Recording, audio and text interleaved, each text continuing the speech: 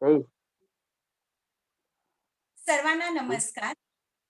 संत ज्ञानेश्वराच्या ज्ञानाने तुला व्हॉट्सअप केलंय छत्रपती काढून शिवरायांचे ठेव आणि मला पराक्रम, ते काढून येतात महात्मा म्हणजे मोबाईल फुलेंच्या संघर्षाने आणि हा डॉक्टर बाबासाहेब आंबेडकरांच्या कर्तृत्वाने पावन झालेल्या या महाराष्ट्र भूमीत आयोजित आजच्या मराठी भाषा गौरव दिन या विशेष कार्यक्रमात सन्माननीय अध्यक्षांचं, प्रमुख अतिथींचं, उपस्थित सर्व मान्यवरांचं आणि तसेच शिक्षक, पालक व विद्यार्थी, माझ्या मराठी मातीचा अभिमान बाळगणाऱ्या माय मराठीच्या सर्व लेकरांचं मी सौ शीतल शिर्के, प्रादेशिक विद्या प्राधिकरण तर्फे शब्द सुमनानी स्वागत करते. स्वागतम, शुभ स्वागतम. माझ्या मराठी मातीचा लावा ललाटास टिळा, हिच्या संगाने जागल्या दऱ्या खोऱ्यातील शिळा. माझ्या मराठी मातीचा लावा ललाटास टिळा, हिच्या संगाने जागल्या दऱ्या खोऱ्यातील शिळा. रत्न जडित अभंग ओवी अमृताची सखी, चारी वर्णातून फिरे सरस्वतीची पालखी. चारी वर्णातून फिरे सरस्वतीची पालखी. ज्ञानपीठ पुरस्कार विजेते कविवर्य कुसुमाग्रज अर्थात वि वा शिरवाडकर यांचा 27 फेब्रुवारी हा जन्मदिवस मराठी राजभाषा गौरव दिन म्हणून साजरा करण्यात येतो. अमृतातेही पैजा जिंकणाऱ्या माय मराठीचा गौरव करण्याचा, आपल्या मातृभाषेबद्दल कृतज्ञता व्यक्त करण्याचा हा दिवस सर्वांना मराठी राजभाषा दिनाच्या या माझ्यातर्फे आणि प्रादेशिक विद्या प्राधिकरणातर्फे हार्दिक शुभेच्छा. संस्कृती आहे आपली प्रकाशाची, संस्कृती आहे आपली प्रकाशाची, शीतलता आहे त्यात चंद्राची. दीप प्रज्वलनाने सुरुवात करूया कार्यक्रमाची. हीच प्रार्थना आहे भारतीय संस्कृतीची, हीच प्रथा आहे भारतीय संस्कृतीची. अशा या प्रसंगी मी मान्यवरांना विनंती करते की त्यांनी आजच्या या कार्यक्रमाचे दीप प्रज्वलनाने उद्घाटन करावे.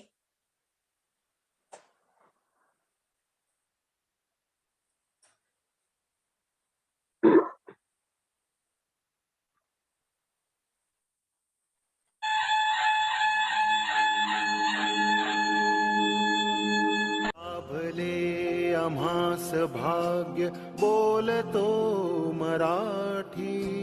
लाभले आम्हास भाग्य बोलतो मराठी.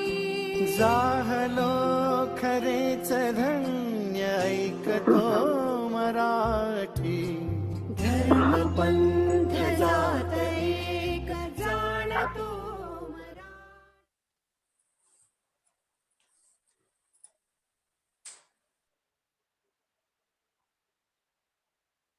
मन मराठी, भावना मराठी, जग जिंकण्या बाणा मराठी. मन मराठी, भावना मराठी, जग जिंकण्या बाणा मराठी. ओळख मराठी, रक्त मराठी, ओळख मराठी, रक्त मराठी, वंदावी नित्य राजभाषा मराठी. आजच्या या सुवर्ण दिनानिमित्त, सोन्याच्या दिवसानिमित्त प्रादेशिक विद्या प्राधिकरण मुंबई यांनी हा एक सुवर्ण योग किंवा सुवर्णासारखा कार्यक्रम आयोजित केला. या कार्यक्रमाची प्रास्ताविक करण्याची नम्र विनंती माननीय उपसंचालक प्रादेशिक विद्या प्राधिकरण मुंबई श्रीमती मनीषा पवार मॅडम यांना विनंती करतो की त्यांनी आजच्या या कार्यक्रमाचं प्रास्ताविक करावं. Please madam. सर्वांना नमस्कार. प्रादेशिक विद्या प्राधिकरण मुंबई आयोजित मराठी भाषा गौरव दिनानिमित्त ऑनलाईन विचार मंचावर उपस्थित सर्व उपस्थितांचे हार्दिक स्वागत आणि सर्वांना मराठी भाषा गौरव दिनाच्या हार्दिक हार्दिक शुभेच्छा. साहित्याचा ज्ञानपीठ पुरस्कार विजेते कविवर्य विष्णू वामन शिरवाडकर तथा कुसुमाग्रज यांचा 27 फेब्रुवारी हा जन्मदिवस. त्यांच्या साहित्यातील योगदानासाठी महाराष्ट्र शासनाने 21 जानेवारी 2013च्या शासन निर्णयानुसार हा दिवस मराठी भाषा गौरव दिन म्हणून साजरा करण्याचे ठरवलेले आहे आणि तेव्हापासून हा दिवस मराठी भाषा गौरव दिन म्हणून साजरा केला जातो. या दिवशी मराठी भाषेचे संवर्धन, मराठी संस्कृतीची ओळख आणि एका पिढीकडून दुसऱ्या पिढीकडे संस्कृतीचे संक्रमण होण्यासाठी विविध कार्यक्रमांचे आयोजन केले जाते. मराठी भाषेबद्दल संत ज्ञानेश्वर माऊली म्हणतात, माझा मराठीचे बोलू कौतुके, परी अमृतातेही पैजा जिंके, ऐसी अक्षरे रसिके मेळविन. याचा अर्थ मराठीचा बोल मला कौतुकाचा वाटतो, अमृताशीही ही माय मराठी पैज जिंकेल इतके माधुर्य आणि गोडवा या भाषेत आहे. खरंच मराठी भाषा अतिशय प्राचीन आणि संपन्न अशी भाषा आहे. मराठी म्हणजे माऊलींची ज्ञानेश्वरी, जगद्गुरु संत तुकोबारायांची गाथा, एकनाथांची भारुडे, जनाबाईंच्या ओव्या, शिवरायांचे पोवाडे, कुसुमग्राजांची विशाखा, विस खांडेकरांची ययाती, गदिमांचे उत्तर रामायण, गीत रामायण, कथा, कविता, भारुड, गोंधळ, भजन असं सर्व काही आहे. अशा ही संपन्न मराठी भाषा इथून पुढच्या काळात सुद्धा टिकावी, ती अधिकाधिक समृद्ध व्हावी आणि म्हणून ती लोकव्यवहाराची भाषा व्हावी म्हणून मराठी भाषेला राज्यकारभाराची भाषा, शासन व्यवहाराची भाषा म्हणून तिला दर्जा दिलेला आहे. तर अशा ह्या मराठी भाषेचं संवर्धन व्हावं, अशा ह्या मराठी भाषा पुढे वृद्धिंगत व्हावी म्हणून आपणही विविध कार्यक्रम आयोजित करत असतो. तर ह्या राजभाषा दिनानिमित्त पुन्हा एकदा सर्वांना शुभेच्छा. भाषा ही संस्कृती संक्रमणाचे एक प्रभावी माध्यम असते आणि म्हणून भाषेचा गौरव केला पाहिजे. भाषेमध्ये समृद्ध साहित्य निर्मिती झाली पाहिजे आणि भाषा ही एका पिढीकडून दुसऱ्या पिढीकडे समृद्ध वारशाच्या स्वरूपात प्रवाही राहिली पाहिजे. आणि त्या निमित्ताने प्रादेशिक विद्या प्राधिकरणाच्या या विचार मंचावर आपण एक विशेष कार्यक्रम घेऊन येत आहोत. मला प्रेक्षकांना आणि उपस्थित सर्व मान्यवरांना सांगायला अतिशय आनंद होत आहे की मराठी भाषा संवर्धन दिनानिमित्त, मराठी भाषा गौरव दिनानिमित्त प्रादेशिक विद्या प्राधिकरणाच्या मंचावरून विविध प्रकारच्या मराठी भाषेच्या स्पर्धा आयोजित केल्या होत्या. विविध वयोगटासाठी या स्पर्धा, एकूण 6 गटांमध्ये ह्या स्पर्धा घेण्यात आलेल्या आहेत. अगदी पूर्व प्राथमिक स्तर ते उच्च माध्यमिक स्तर आणि शिक्षक बंधू भगिनींसाठी सुद्धा या स्पर्धा आयोजित केलेल्या आहेत. ह्या स्पर्धेच्या निमित्ताने विविध वयोगटातून विविध असं सादरीकरण झालेलं आहे आणि त्याचं मूल्यमापन करून आपण त्याचे क्रमांक देखील काढलेले आहेत. सर्वच सादरीकरण अतिशय उत्तम होती. या सादरीकरणाचा सुद्धा गुणगौरव सोहळा शिक्षक आणि विद्यार्थ्यांचा हा आज संपन्न होणार आहे. तरी पुनश्च एकदा मी सर्व उपस्थितांचे हार्दिक स्वागत करते आणि पुढील सूत्रसंचालक शीतल शिर्के मॅडमकडे देते. धन्यवाद.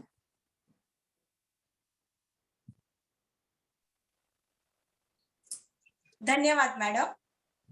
सूर्य बोलत नाही, त्याचा प्रकाशच त्याचा परिचय देत असतो. सूर्य बोलत नाही, त्याचा प्रकाशच त्याचा परिचय देत असतो. उत्तम कर्म करत राहा, लोकच तुमचा परिचय देतील. असेच सूर्याचे तेज असलेले व सदैव उत्तम कार्य करून आपल्यासाठी आदर्श निर्माण करणारे आपले पाहुणे आहेत. आज आपले भाग्य म्हणून आपल्याला डॉक्टर राजशेखर विठ्ठलराव शिंदे, सहयोगी प्राध्यापक, मराठी विभाग प्रमुख, DBF दयानंद कला व शास्त्र महाविद्यालय सोलापूर, तसेच श्री समाधान शिकेतोडे, श्री मराठी अभ्यास गट सदस्य, बालभारती पुणे, राज्य पुरस्कार प्राप्त शिक्षक हे पाहुणे लाभलेले आहेत. या पाहुण्यांचा परिचय करून देण्यासाठी मी प्रादेशिक विद्या प्राधिकरण मुंबई विभागातून श्री घोरपडे सर यांना आमंत्रित करते. घोरपडे सर. धन्यवाद मॅडम. मराठी राजभाषा गौरव दिनाच्या निमित्तानं या ठिकाणी उपस्थित सर्वांना विद्या प्राधिकरण मुंबईच्या वतीनं मनपूर्वक खूप खूप शुभेच्छा. या ठिकाणी आज आपल्याला सुवर्ण योग आलेला आहे. त्या निमित्तानं आपल्याकडे 2 मान्यवर व्यक्ती प्रमुख अतिथी म्हणून आपल्याकडे लाभलेले आहेत. तर त्यांचा परिचय आपण थोडक्यात जाणून घेऊया. आजचे जे प्रमुख व्याख्याते आहेत त्यांचं नाव आहे डॉक्टर राजशेखर शिंदे, जे प्राध्यापक आहेत दयानंद कला व शास्त्र महाविद्यालय सोलापूर या ठिकाणी ते प्राध्यापक म्हणून सध्या कार्यरत आहेत. तर त्यांचं शिक्षण जे आहे MA पूर्ण झालेलं आहे, तेही प्रथम श्रेणीमध्ये झालेलं आहे. त्यानंतर त्यांनी 2007 मध्ये PhD उत्तीर्ण केलेली आहे. आणि महत्वाचं म्हणजे त्यांचे बरेचसे संशोधन प्रकल्प हे प्रसिद्ध आहेत.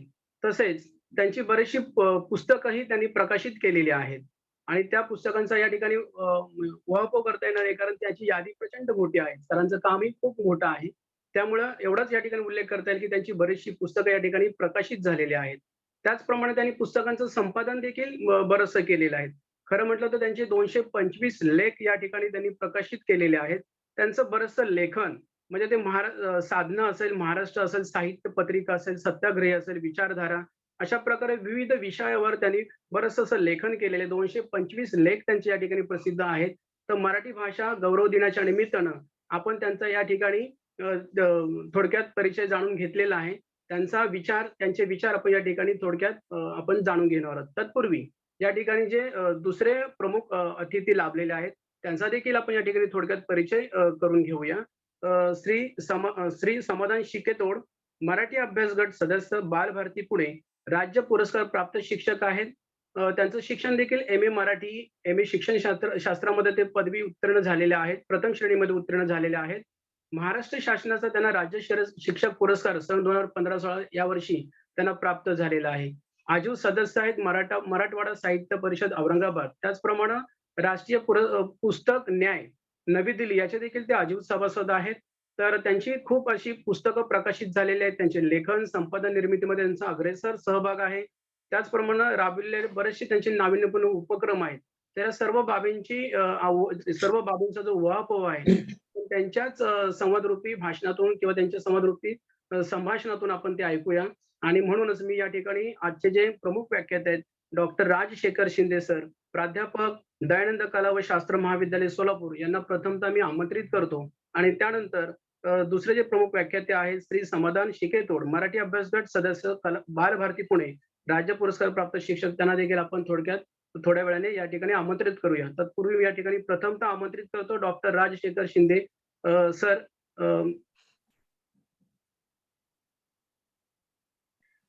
नमस्कार. नमस्कार सर. आवाज माझा व्यवस्थित पोहोचतोय का sir? Yes sir, yes sir. धन्यवाद. आज मराठी राजभाषा गौरव दिन त्या निमित्ताने मला आपण निमंत्रित केलात आणि सुरुवातीलाच मी आपणा सर्वांचे आभार प्रकट करतो आणि मराठी राजभाषा दिनाच्या सर्वांना शुभेच्छा देतो. प्रादेशिक विद्या प्राधिकरण मुंबई संचालक मनीषा पवार मॅडम, संघमित्रा त्रिभुवन मॅडम, गुरव सर, घोरपळे सर, या कार्यक्रमाचं सुंदर सूत्रसंचालन करणाऱ्या शीतल शिर्के मॅडम, माझ्यासोबत संवाद साधत असणारे श्री समाधान शिकेतोड सर आणि अर्चना जोशी मॅडम, सहभागी सर्व संस्थेचे पदाधिकारी, सहभागी असलेले सर्व सहभाग्यार्थी, आपणा सर्वांना मी आदराचा नमस्कार करतो. मराठी राजभाषा गौरव दिन कवी कुसुमाग्रज यांच्या स्मरणार्थ आपण साजरा करीत आहोत.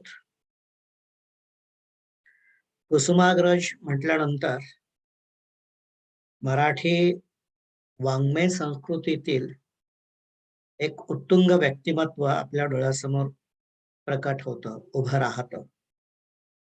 साहित्यिक म्हणून इतर सर्व साहित्यिकांइतके ते श्रेष्ठ आहेतच, पण साहित्यिक कधी श्रेष्ठ होतो?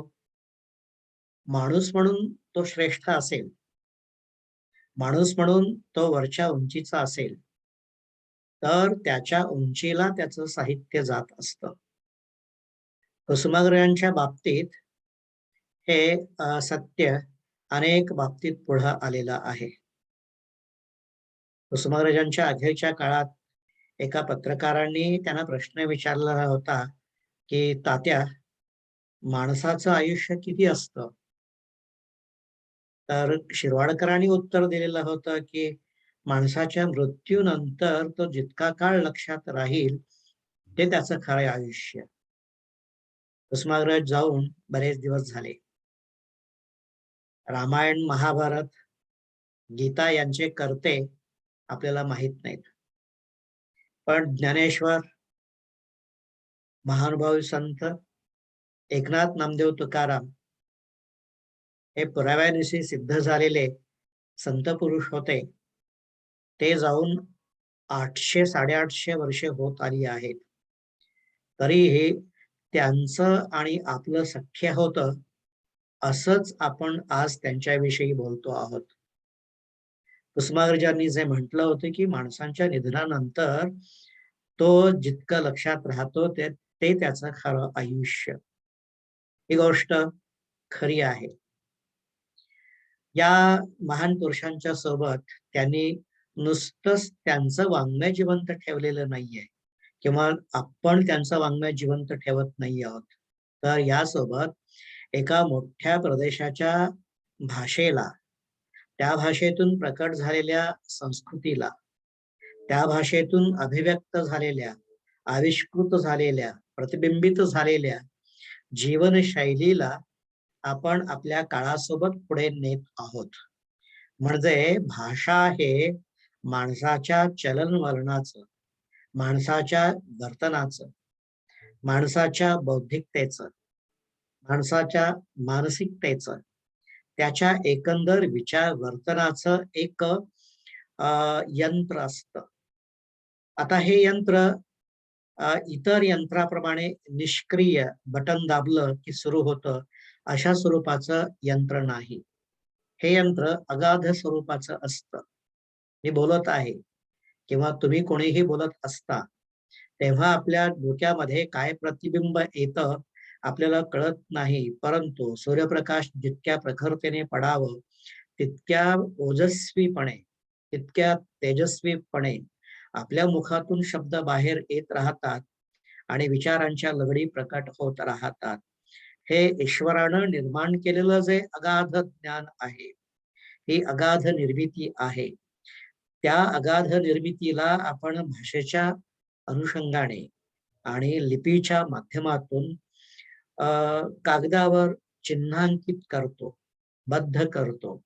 7व्या शतकातील अमुक संस्कृती, 1ल्या शतकातील अमुक संस्कृती असं जे आपण म्हणत असतो ते भाषा आणि भाषेतली लिपी म्हणजे चिन्ह याच्याद्वारे आपण पाहत असतो. आपल्याला पहिल्यांदा भाषेतील ही संस्कृती टिकवायची असते आणि ही संस्कृती संवर्धित करायची असते. ही संस्कृती संवर्धित करत असताना आपण मनुष्य म्हणून नाना परीने, नाना पद्धतीने स्वतःला आविष्कृत करत असतो, व्यक्त होत असतो, अभिव्यक्त करत असतो. या अभिव्यक्तीतून जीवनाची कला निर्माण होत असते आणि ती पुढच्याला काही प्रबोधित करत असते. आता या संपूर्ण संक्रमणामध्ये अनेक प्रकारच्या जाणीवा निर्माण होत असतात. संस्थात्मक स्वरूपाच्या जाणीवा निर्माण होत असतात. या संस्थात्मक स्वरूपाच्या जाणीवेतून सामाजिक संघटन आपण अधिक प्रबळ करत असतो. ते शबलित कसे होणार नाही याच्याकडे आपण लक्ष देत राहतो. म्हणून एखाद्या भाषेची संस्कृती, एखादा समाज हा दीर्घ नव्हे प्रदीर्घ काळाच्या कराल दाढेतून टिकून राहतो. आता यातूनच एक संकल्पना पुढे आली. ती संकल्पना म्हणजे अभिजात भाषेची संकल्पना. आता अभिजात म्हणजे आपण क्लासिक असं म्हणतो, क्लासिकल लँग्वेज, क्लासिकल लिटरेचर. काही माणसांच्या बाबतीत सुद्धा आपण तो फार अभिजात आहे असं म्हणतो बघा, राजे राजवाड्यांच्या बाबतीत किंवा आजचं जे संस्थानिक आहेत त्या संस्थानिकांच्या बाबतीत सुद्धा आपण तो अभिजात जीवनशैलीचा आहे. फार खालच्या पट्टीतून बोलतो, इतरांना ऐकायलाही येणार नाही अशा पद्धतीने बोलतो, तो फार अभिजात समजतो. असा वाक्प्रचार आपण करत असतो. तर भाषेच्या बाबतीमध्ये अभिजातपणा म्हणजे काय? अभिजाततेचा दर्जा काय? कशामुळे भाषा अभिजात ठरते? याच्या काही निकषांचा परिचय आपण सुरुवातीला करून घेऊया आणि त्या निकषातील काही निकषांवर मराठी पुढे कशी गेलेली आहे ते आपण पाहूया. सुरुवातीला बोलताना पवार मॅडमनी शिर्के मॅडमनी वाङ्मयाच्या भाषेच्या बऱ्याच गोष्टींच्या पैलूंवर प्रकाश टाकलेला आहे. आता पुन्हा मी तिकडे जात नाही. मी वस्तुनिष्ठ पद्धतीने काही गोष्टींचा उहापोह करतो. एक अभिजात भाषा दर्जा म्हणून आपल्याला 2004 पासून ही संकल्पना पाहायला मिळते. तमिळ 2004, संस्कृत 2005, कन्नड 2008, तेलुगू 2008, मल्याळम 2013, ओडिया 2014 या 6 भाषांना अभिजात भाषांचा दर्जा मिळालेला आहे. तर कशासाठी अभिजात भाषेचा दर्जा? या भाषांना अभिजात भाषा म्हणून का उल्लेख करायचा आणि मग मराठीचा आग्रह कशासाठी धरायचा हा प्रश्न येतो. पहिली गोष्ट एक आपण धरूया, अर्थार्थी संबंध आहे. अभिजात भाषेचा दर्जा प्राप्त झाल्यानंतर त्या भाषेच्या संवर्धनासाठी, अभिवृद्धीसाठी, त्या भाषेच्या एकंदर उत्थापनासाठी आणि त्या भाषेच्या एकंदर चलनवलनासाठी केंद्र शासन दरवर्षी, मी दरवर्षी म्हणतो, दरवर्षी 250 ते 300 कोटी रुपये देत आणि या 300 कोटीतून स्वतंत्र भाषा भवन, वेगवेगळ्या उत्तमाति उत्तम ग्रंथांची निर्मिती, त्या ग्रंथांचा प्रसार, विद्यापीठ पातळीवरून वेगवेगळ्या ग्रंथांचा, वेगवेगळ्या भाषांचा प्रसार हे करता येते. याचं एक उदाहरण मी जिवंत देतो की कन्नडला जेव्हा अभिजाततेचा दर्जा मिळाला, त्यानंतर 2008 नंतर 3 वर्षापूर्वी आमच्या सोलापूर पुण्यश्लोक अहल्यादेवी होळकर सोलापूर विद्यापीठ सोलापूरच्या कन्नड विभागाला कर्नाटक सरकारने 50,000 रुपयांची देणगी पुस्तक घेण्यासाठी ही देणगी देण्यात आली. अशा स्वरूपाचे कार्य मुक्तपणाने आपण सरळ हस्ते करू शकतो. पैशामुळे हे सगळं अडलेलं असतं. ही जर एक मोठी देणगी दरवर्षाला मिळत गेली तर काही एक स्वरूपात उत्तुंग कार्य आपल्याला करता येतं. आणि तेवढ्यासाठीच नाही, केवळ 250 ते 300 कोटी रुपये मिळणे एवढ्याकरिता मराठी भाषेचा दर्जा प्राप्त व्हावा असं जर आपण म्हणत असू तर हा विचार तर्कशुद्ध वाटत नाही.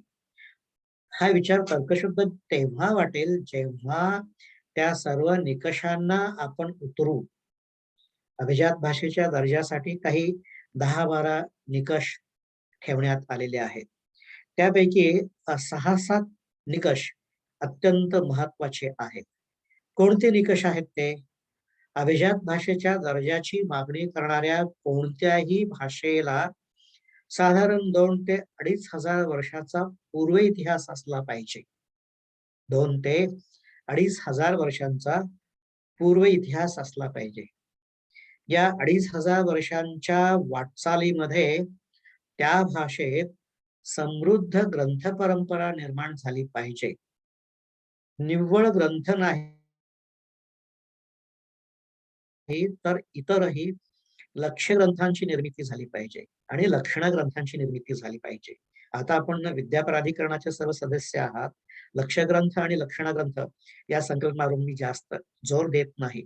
लक्ष्य ग्रंथ म्हणजे ललित वाङ्मय असं म्हणूया आणि लक्षण ग्रंथ समीक्षा आणि वैचारिक स्वरूपाच्या ग्रंथांना आपण लक्षण ग्रंथ म्हणूया. लक्ष्य ग्रंथ आणि लक्षण ग्रंथ अशी अव्याहत पद्धतीने निर्मिती व्हायला पाहिजे. बरे, ही निर्मिती या एकंदर प्रवाहामध्ये त्या भाषेतील स्वतंत्र निर्मिती असायला पाहिजे. म्हणजे काय? त्या भाषेत स्वतंत्रप्रमाणे ग्रंथ निर्माण व्हायला पाहिजेत. म्हणजे हे ग्रंथ अनुवादित असता कामा नये आणि ही परंपरा 2500 वर्षांची अखंड असली पाहिजे.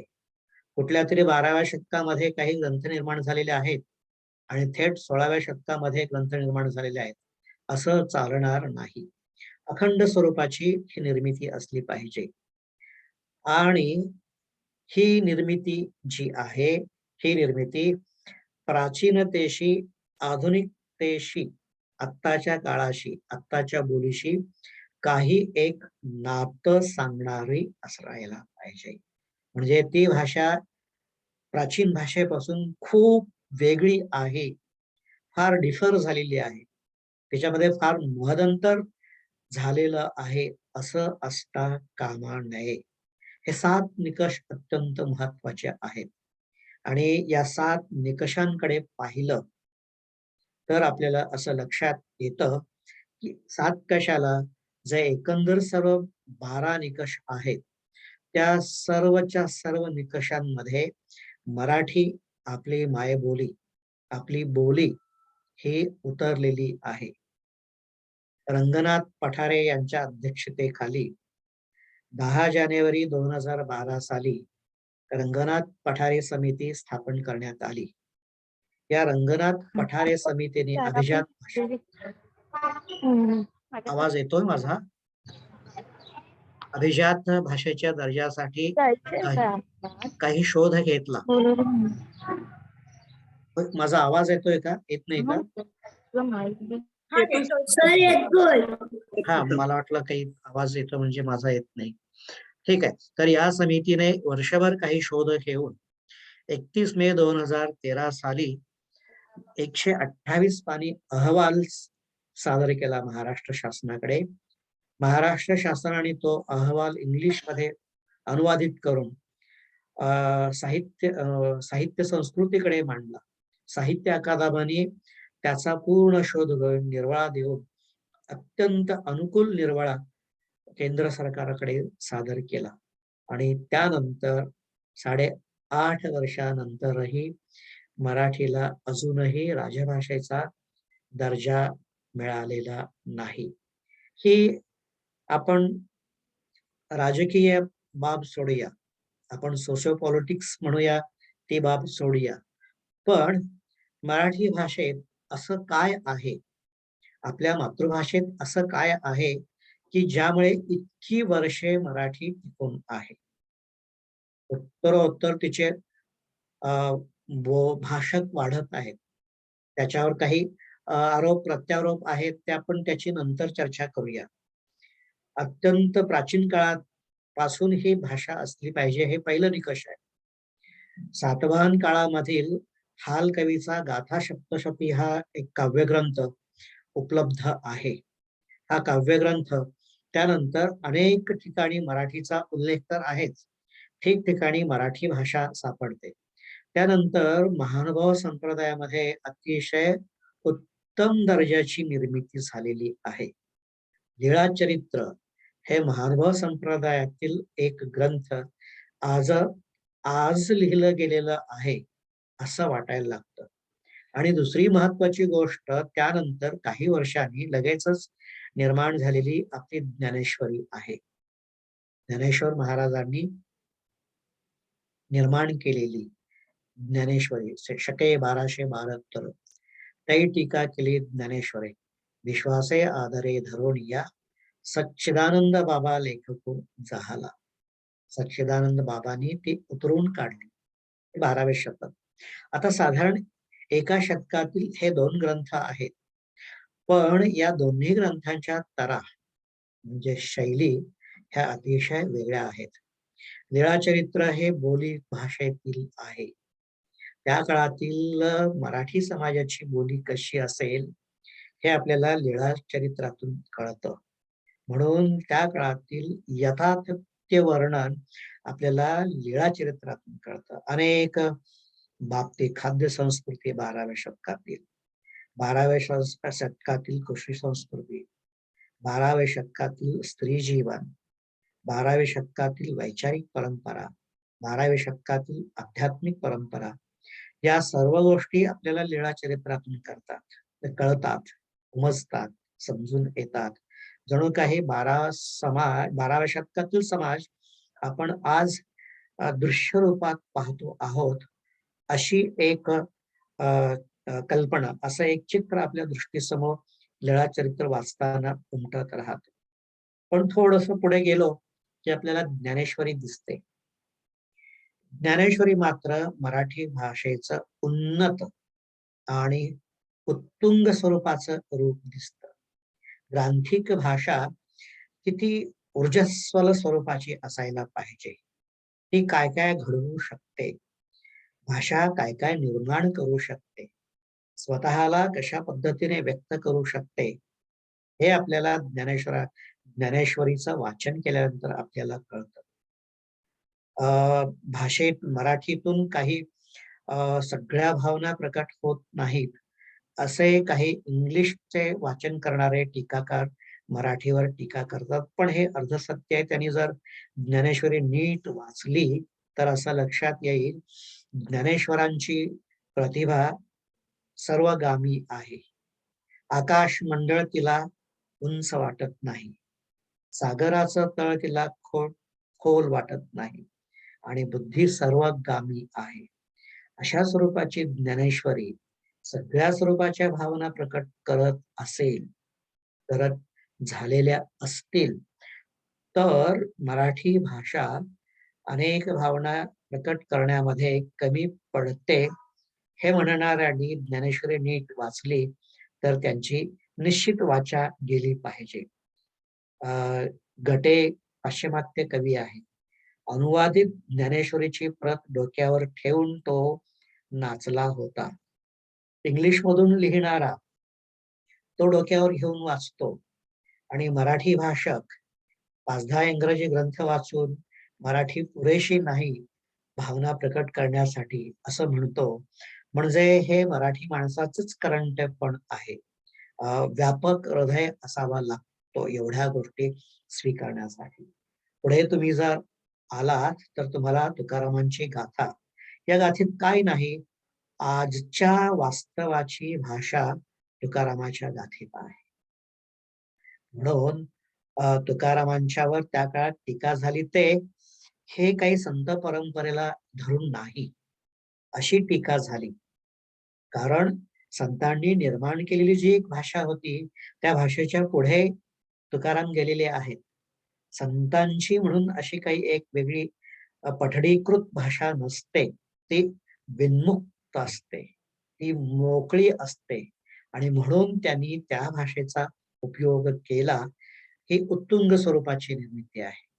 वैचारिकतेच्या स्वरूपात आणि भावना प्रकट करण्याच्या स्वरूपात उत्तुंग स्वरूपाची निर्मिती आहे. हे झालं 16व्या शतकापर्यंत एकंदर अत्यंत श्रेष्ठ स्वरूपाच्या निर्मितीची. पण मराठीमध्ये आपल्याला प्राचीन काळातच भाषेविषयीची जाण निर्माण झालेली होती. पहा, अजून आपल्याला नीटशी काही जीवनशैली आधुनिक काळातील निर्माण झाली नव्हती, पण त्या काळात भाषेविषयीचं ज्ञान हे कळलेलं होतं. ही फार मोठी गोष्ट आहे, ज्याला आपण प्रबोधन म्हणतो. हे प्रबोधन आपल्याला 12व्या शतकात दिसून येतं. नुसतं भाषेकडे पाहायचं नसतं, समाज कोणती दृष्टी घेऊन चालतो ते बघायचं असतं, आणि ते भाषेतून प्रकट होत असतं. 12व्या शतकात महानुभाव संप्रदायाने स्त्रियांना दीक्षा दिलेली आहे. तोपर्यंत आध्यात्मिक प्रांतामध्ये स्त्रियांना दीक्षा दिली जात नव्हती. इथे मला बऱ्याच भगिनी दिसतात हे मान्य करतील. आजही शनी महाराज किंवा हनुमानाच्या मंदिरामध्ये स्त्रियांना प्रवेश मिळवण्यासाठी आंदोलन महाराष्ट्रातच केलं गेलेलं आहे. परंतु 12व्या शतकामध्ये 7 स्त्रियांना महानुभाव संप्रदायाने दीक्षा दिलेली होती. पण या धर्माचं तत्वज्ञानात असं म्हटलेलं आहे, तर चित्रीचे स्त्रीमुख न देखणे. पहा, तव चित्रीचे स्त्रीमुख न देखणे. स्त्री अध्यात्म मार्गातील धोंड आहे, त्याच्याकडे लक्ष द्यायचं नाही. पण महानुभाव संप्रदायामध्ये 7 स्त्रियांना दीक्षा दिलेली होती. म्हणजे वैचारिकतेच्या बाबतीत त्या काळात महानुभाव संप्रदाय कित्येक शतके पुढे गेलेला होता. मानव संप्रदाय वैचारिकतेच्या बाबतीत कित्येक शतके पुढे गेलेला होता. जेव्हा विद्वत्ता येते, ग्रहण केली जाते आणि ती पूर्ण विकसित अवस्थेला जात असते विद्वत्ता, तेव्हा स्त्री पुरुष हा भेद गळून पडतो. तेव्हा मनुष्यत्व शिल्लक राहतं. हा विचार मानव संप्रदायातून प्रसृत झालेला आहे. ही एक गोष्ट आपण लक्षात घेतली पाहिजे. दुसरी गोष्ट, भाषिक प्रबोधनाच्या बाबतीत आता मी सामाजिक प्रबोधन भाषेतून मी सांगितलं. भाषिक प्रबोधनाच्या बाबतीत संत एकनाथांनी ज्ञानेश्वरीची पाठशुद्धी केली. 13व्या शतकापर्यंत ज्ञानेश्वरीमध्ये अनेकांनी अनेक ओव्या स्वतःच्या ज्ञानेश्वरांच्या म्हणून घुसडलेल्या होत्या. तेव्हा एकनाथांनी ज्ञानेश्वरी पाहिल्यानंतर, पारायण केल्यानंतर त्यांना लक्षात आले की या काळातील, नंतरच्या काळातील काही ओवी भाषेच्या अनुषंगाने ज्ञानेश्वरांच्या वाटत नाहीत. म्हणून त्यांनी ज्ञानेश्वरीची पाठशुद्धी केलेली आहे. आता एकनाथांचे उपकार भाषेवर दिसून येतील, कारण नंतरच्या काळातील भाषा त्यांनी काढली आणि 12व्या शतकातील काही निकषांच्या आधारे ती ज्ञानेश्वरांचीच ओवी त्यांनी ठेवली.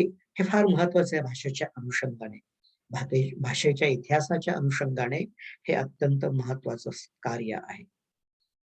दुसरे एक मौलिक स्वरूपाचं, भाषेला राजाश्रय मिळायला पाहिजे. आता जे अभिजाततेचा दर्जा आपण म्हणतो ना, ते भाषेच्या राजाश्रयाचाच प्रकार आहे. भाषेला अशा स्वरूपाचा राजाश्रय 16व्या शतकामध्ये छत्रपती शिवाजी महाराजांनी दिलेला होता. शिवाजी महाराजांनी राजभाषा व्यवहार कोश तयार करून घेतला. त्या कालखंडामध्ये फारसी, उर्दू बरेच शब्द असे निर्माण झालेले होते. मग त्यांनी त्यासाठी स्वतंत्र राजभाषा व्यवहार कोश केला. एका स्वायत्त राजाने भाषेच्या स्वरूपात अशा प्रकारची समज निर्माण करणे ही फार मोठी घटना म्हणेन मी, प्रसंग म्हणणार नाही. ही फार मोठी घटना आहे. जिथे आपला महाराष्ट्रच मुळात परपुष्ट झालेला होता, त्या काळात सर्व जोखडे झुगारून देऊन स्वराज्य स्थापन करणे, आणि हे स्वराज्य स्थापन करत असताना स्वराज्या इतकंच स्वभाषेला उन्नत करणं, तिला गौरव करणं, राजभाषेचा दर्जा देऊन, हे मध्ययुगीन कालखंडातील अत्यंत अपूर्व स्वरूपाची गोष्ट आहे. तेव्हा हा एक प्रकार आपल्या मराठी भाषेच्या बाबतीत दिसून येतो. तर 2500 वर्षापासूनचा जो इतिहास आहे, त्यामध्ये उत्तम स्वरूपाचे ग्रंथ निर्माण झाले पाहिजेत, हे आपण पाहिलं. लीळाचरित्र, ज्ञानेश्वरी, गाथा, तुकारामांची गाथा, आणि मग नंतर पंडित साहित्याची परंपरा वगैरे वगैरे. दुसरीकडे वैचारिक प्रबोधन झालेलं आहे, सामाजिक प्रबोधन झालेलं आहे. सामाजिक प्रबोधन आणि वैचारिक प्रबोधन जेव्हा होत राहतं, तेव्हा भाषेचं प्रबोधन आपोआपच घडत राहतं. स्वतंत्र भाषा नसते, भाषा स्वतंत्र नसते. भाषा समाजाचं एक मूलभूत घटक आहे. समाजासोबत भाषा वाहत राहते. समाज साकळला, समाजाची उन्नती खंडित झाली, शबलित झाली की भाषेला मरगळ आपोआपच येते. म्हणून स्वतंत्र भाषेचा असा विचार करता येत नाही. एकंदर मानवी प्रवाहासोबत, मानवी जीवनासोबत भाषेचा विचार येत असतो. म्हणून मी या गोष्टी हेतुतः सांगतो आहे. फार व्यापक कल्पना आहे. मध्यंतरी असा भाषा एक जैविक निर्मिती आहे असा विचार आला. भाषा ही जैविक निर्मिती नाही. भाषा ही जैविक निर्मिती असती तर जन्मल्याबरोबर बाळ गुणाला असता, किंवा कुठल्याही प्रदेशात आपण गेलो तर त्या प्रदेशातील आपल्याला ती भाषा आली असती. ती जैविक निर्मिती नाही. ती आपण जैविक सारखी संस्कारित केलेली आपल्या मेंदूमध्ये. एका सेकंदाच्या सहस्राव्या भागामध्ये भाषा नेहमी आपल्या मेंदूत प्रदीप्त पावत असते, म्हणून आपल्यासह भाषा ती पुढे येत असते. हा एक इतिहास पाहिला. भाषेमध्ये स्वतंत्र लक्षणा ग्रंथ, लक्ष ग्रंथ म्हणजे वाङ्मयीन ग्रंथ, ललित ग्रंथ निर्माण झाले पाहिजेत, असा एक महत्वाचा निकष आहे. गाथा सप्तशती हा मुळातच एक काव्य ग्रंथ आहे. ज्ञानेश्वरी काव्य सौंदर्याची आनंद पौर्णिमा आहे. त्यातून विचार प्रकट झालेले आहेत, पण हे विचार मात्र काव्यातून श्रावण झड फाववी त्या स्वरूपाचे हे विचार प्रकट झाले आहेत. आणि नंतरच्या काळात अनेक स्वरूपाची उत्तमातोत्तम ग्रंथांची निर्मिती झालेली आहे, अत्यंत अद्भुत स्वरूपाची. इंग्रजीच्या तोडीची निर्मिती आपल्याकडे झाली नाही असं म्हटलं जातं. काही अंशी सत्य असेल, पण काही अंशी ते पूर्णतः असत्य आहे. साहित्याची निर्मिती कशी होते? आपला जो एक जीवनाचा प्रयोजन असतो, हेतू असतो, समाजातून संस्कृतीतून तो हेतू निर्माण होत असतो. संस्कृती म्हणजे तरी काय असते? संस्कृती म्हणजे समाजाची जीवनशैली असते, मानवी समाजाचं वर्तन असतं. ही संस्कृती त्यातून घडत राहते. आणि तुमचे प्रयोजन म्हणजे तुमचे उद्देश काय आहेत एकंदर समाजाचे, त्या उद्देशानुसार कळत न कळत साहित्याची निर्मिती होत असते. मोक्षप्राप्ती आपल्या भारतीय समाजाचा जर उद्देश असेल, तर भारतीय समाजाहून महाराष्ट्री समाज वेगळा नाही. म्हणून त्यामध्ये अध्यात्म, मोक्षप्राप्ती हे आपोआप आलेले उद्देश आहेत. आणि निर्मात्याकडे, वाङ्मयाच्या निर्मात्याकडे त्याचे स्वतःचे अनुभव म्हणून आपण पाहतो, त्यामुळे लेखकाची एक स्वरूपाची गोची होत राहते. तो लेखक एक प्रकारची भीतीची भावना मनामध्ये बाळगतो. आपल्याकडे अशी एक सरमिसळ आहे, पण तरी सुद्धा मराठीमध्ये अतिशय उत्तुंग स्वरूपाची निर्मिती झालेली आहे. आपण ते भारतीय पातळीवर आणि राष्ट्रीय पातळीवर ते विचार प्रकट करण्यात न्यूनगंड बाळगतो. आपण कमी पडतो. उत्तम हिंदी, उत्तम इंग्लिश किंवा उत्तम स्वरूपाच्या इतर आंतरराष्ट्रीय भाषा आपण मराठी माणसं अवगत करीत नाहीत. एक उदाहरण तुम्हाला मी देतो. जेव्हा कुसुमाग्रजांनाच ज्ञानपीठाचा पुरस्कार जाहीर होणार होता, त्या दिवशी दाभोळकर, देवदत्त दाभोळकर वगैरे तिथे होते. आणि त्या काळात पी.व्ही. नरसिंहराव हे ज्ञानपीठाचे अध्यक्ष होते. आणि दाभोळकर बंधूंनी, देवदत्त दाभोळकर हे नरेंद्र दाभोळकरांचे वडील बंधू, यांनी आग्रह धरल्यानंतर पी.व्ही. नरसिंहरावांनी सांगितलेलं होतं, आधी तुमच्यात एकमत होतं का पहा. आधी तुमच्या मराठी भाषकांमध्ये या बाबतीत एकमत होतं का पहा. तुमच्याकडून काही अशा तारा नाहीयेत. मग रात्री लागोलाग देवदत्त दाभोळकरांनी महाराष्ट्रामध्ये फोन केले आणि मग अनेक टेलिग्राम तारा पाठवले. आणि मग हा सगळा पाठपुरावा पाहून मग कुठे दुसऱ्या दिवशी कुसुमाग्रजांना ज्ञानपीठ निर्माण झाला. हा एक मी पाठीमागचा भाग इतिहास सांगितला, पण दाभोळकरांनी फार सुंदर म्हटलेलं आहे. आम्ही कुसुमाग्रजांना, शिरवाडकरांना ज्ञानपीठ पुरस्कार देणारे कोण? आम्ही फक्त दिल्लीमध्ये खिडकी उघडी केली आणि हा पहा महाराष्ट्राचा प्रदेश आणि कुसुमाग्रजांची निर्मिती हे सांगितलं, खिडकी उघडी करून. आम्ही देणारे कोण? तर असं व्हायला पाहिजे. आपल्या भाषेच्या अनुषंगाने आपण आग्रही राहून, आपल्या लेखकाच्या अनुषंगाने आपण आग्रही राहून, हे लेखक कसे सर्वश्रेष्ठ आहेत, इतरही श्रेष्ठ आहेत हे आम्ही मान्य करतो, पण आमच्यासोबत आमचे हे सुद्धा श्रेष्ठ लेखक आहेत हे आपण सांगण्यात आजवर कमी पडलो आहोत. आणि त्याची प्रचिती आपल्याला तेलुगूकडे, बांगलाकडे, मल्याळमकडे पाहिल्यानंतर यायला लागते. त्यांच्याकडे 8-8, 11-11, 13-13 ज्ञानपीठाचे पुरस्कार आहेत. आपण अजून 4 वर थांबलेलो आहोत. 5वा कोण करायचा याच्यावरच आपल्याकडे रडगाण चाललेले आहे. हे असू देत. आपल्याकडे उत्तुंग स्वरूपाची निर्मिती झालेली आहे. आपल्याकडे जीवनोद्देश प्रकट झालेला आहे. फार उत्तुंग स्वरूपाची निर्मिती आपल्याकडे होत आहे. लेखक हा द्रष्टा असतो. तो काळाच्या पुढे जाऊन पाहत असतो. त्याच्या ठिकाणी एक प्रकारची अत्यंत दूरदृष्टी असतो, द्रष्टेपणा असतो. हे मी एक उदाहरण देतो. व्यंकटेश माडगूळकरांनी बनगरवाडी कादंबरी 1938 साली लिहिली, 39 साली ती प्रकाशित झाली. बनगरवाडीमध्ये व्यंकटेश माडगूळकरांनी म्हटलेलं आहे ते वाक्य आत्ता 1972 नंतर सत्यात आलेलं आहे. काय म्हटलं होतं लेखकांनी? लेखक त्यातला जो मास्तर आहे त्या मास्तराच्या तोंडून बोलतो. हा लेखक बनगरवाडीला जातो. नुकताच व्हर्नाक्युलर फायनल पास झालेला आहे. शाळा सुरू करण्यासाठी रात्री अंधारात गावकऱ्यांना बोलवतो, सांगतो आणि त्यातील एक धनगर गावकरी, बनगरवाडी पूर्ण धनगरांची वस्ती आहे. आपल्याकडे पूर्वी अशा पद्धतीने गावं सुद्धा असायची.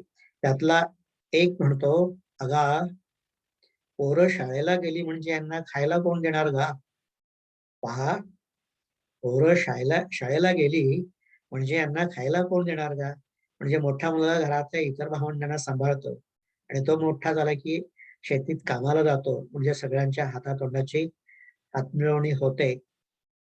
तसंच ते होतं. हे 39 साली व्यंकटेश माडगूळकर म्हणतात. आणि मग नंतर कृती समितीच्या लक्षात आलं की शाळा गळती का आहे, शाळेत मुलं का येत नाही आहेत? तर ही मुलं थोडीशी चालायला लागली, फिरायला लागली की शेतीवर कामाला जातात, घरातल्या लहान मुलांना सांभाळतात. परिणामी शाळेमध्ये ड्रॉपआउट रेशो, गळती ही वाढते आहे.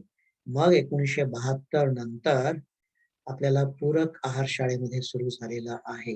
72च्या दुष्काळानंतर मला आठवतं, प्राथमिक शाळेत मी 77 साली असताना पहिल्यांदा मला सुकडी मिळायची. ती फार दर्जेदार सुकडी होती.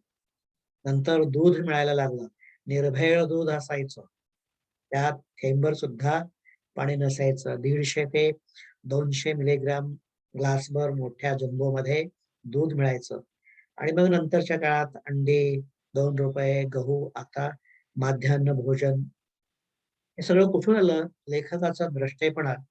39 साली लेखक म्हणतो, त्यांना शाळेत खायला कोण देणार गा? सरकार त्यांना आता खायला देत आहे. तर मुलांचं बौद्धिक, शारीरिक, मानसिक आरोग्य सांभाळलं पाहिजे. आणि जर त्यांना जास्त कोशिश पडली नाही तर ती मुलं शाळेत येतात. हे लेखकाचं द्रष्टेपण आपल्याला 12व्या शतकापासून पाहायला मिळतो. लेखक अत्यंत उत्तुंग झेप घेत असतो. एक जुनी म्हण आहे, जे न देखे रवी ते देखे कवी वगैरे, फार ते गुळगुळीत झालेलं आहे. म्हणजे हे कसं? बाबुराव बागुल हा अत्यंत मोठा लेखक. आणखी एक तर यांना दलित लेखक म्हणतात. हे दलित लेखक नाहीयेत. हे भारतीय संस्कृती प्रकट करणारे लेखक आहेत, फार चांगल्या अर्थाने. त्यांची एक भूक कथा आहे, सूड नावाची कथा आहे. या भूक कथेमध्ये भागू कोळीन आहे. ही भागू कोळीन पावसाळा लागलेला आहे, आजारी आहे, त्याच्या घरात खायला दाणा नाहीये. लहान कच्ची बच्ची 2 मुलं आहेत. त्यातील एका थोरल्या मुलाला म्हणते की भिका जा पाटलिणीच्या घरी आणि मापटवर मागून घेऊन ये. तेव्हा हा भिका म्हणतो की नाही, ते पाटली माझ्याशी हिडीस पिडीस करते, नीट वागत नाही, मी जाणार नाही. तर ही भागू कोळीन म्हणते, तुझं तिनं आगत सत्कार करण्यासाठी तू तिचा काय जावाई आहेस का? ही किरकोळ आहे. पण ती पुढे जे म्हणते ना, ते फार महत्वाचं आहे. पाटलीण साऱ्या गावची आहे. असा पावसाळा लागला तेव्हा तिला साऱ्या गावाला पाहावं लागतं. अशा काळात ती कोणावर तरी चिडणार, कारण तू एकटा नाहीयेस. हे सांगणं हे फार उदात्ततेचं काम आहे. म्हणजे मुलावर सामाजिक हे संस्कार आहेत. श्यामची आई जे संस्कार करते आहे ते संस्कार इथे आपल्याला भाऊ कोळींच्या माध्यमातून बाबुराव बागुल करताना दिसतात. आणि बाबुराव बागुल त्याच वेळेला याच कथेतून सोशल स्ट्रॅटिफिकेशन, सामाजिक स्तरीकरण सांगत आहेत. काय सामाजिक स्तरीकरण? तिचा धाकटा मुलगा म्हणतो, आई आई मी थकू मावशीकडे जाऊ का? तर ती भागू कोळी म्हणते की नको, शकू मावशीकडे जायचं नाही. शकू मावशी ही आपल्यापेक्षा खालच्या जातीची आहे. पहा, मुळात कोळी नाही ती. आणि ती कोळी म्हणते शकू मावशी ही आपल्यापेक्षा खालच्या जातीची आहे. सोशल स्ट्रॅटिफिकेशन, स्तरीकरण, जातीयतेचे उतरंड, समाज कसा बनलेला आहे हे न कळत, कुठेही बंड न करता, कुठेही विद्रोह न करता मनामध्ये हे बीज हा लेख पेरतो आणि विचार हळूहळू पेरत पुढे जातो. सूड कथेमध्ये जानकी आहे. तुमच्यापैकी बऱ्याचशांनी सूड कथा वाचलेली असेल. तिला तिच्या सासूने सुद्धा किराणा मालाच्या बदल्यात विकलेला आहे. तिचा देह विक्रय जवळपास प्रत्येकाने तिचे लसके तोडले. ती या जीवनाला आणि शरीराला ती कंटाळते आणि ती हा जन्म नको म्हणून साधुत्व स्वीकारते, केशवपन करते, काढते आणि एका साधू सोबत चालत जाते. कालांतराने हळूहळू ही स्त्री आहे, सदस्य इतर साधूंच्या लक्षात येतात. त्या गुरुपासून एक एक गळायला लागतात. शेवटी दोघेच उरतात आणि एका रात्री तिला त्याचा स्पर्श होतो. तो अल्लड आहे, अगाध आहे, तो त्याला काहीच माहित नाहीये. स्त्री पुरुष हे त्या साधूला माहीतच नाहीये. स्पर्श होतो आणि ती मोहरून उठते आणि म्हणते की हा जन्म मला, हा देह मला हजारदा अपेक्षित आहे. काय आहे? बागुलांनी निसर्गाची निर्मिती काय आहे हे मूलतत्व या कथेतून सांगितलेलं आहे.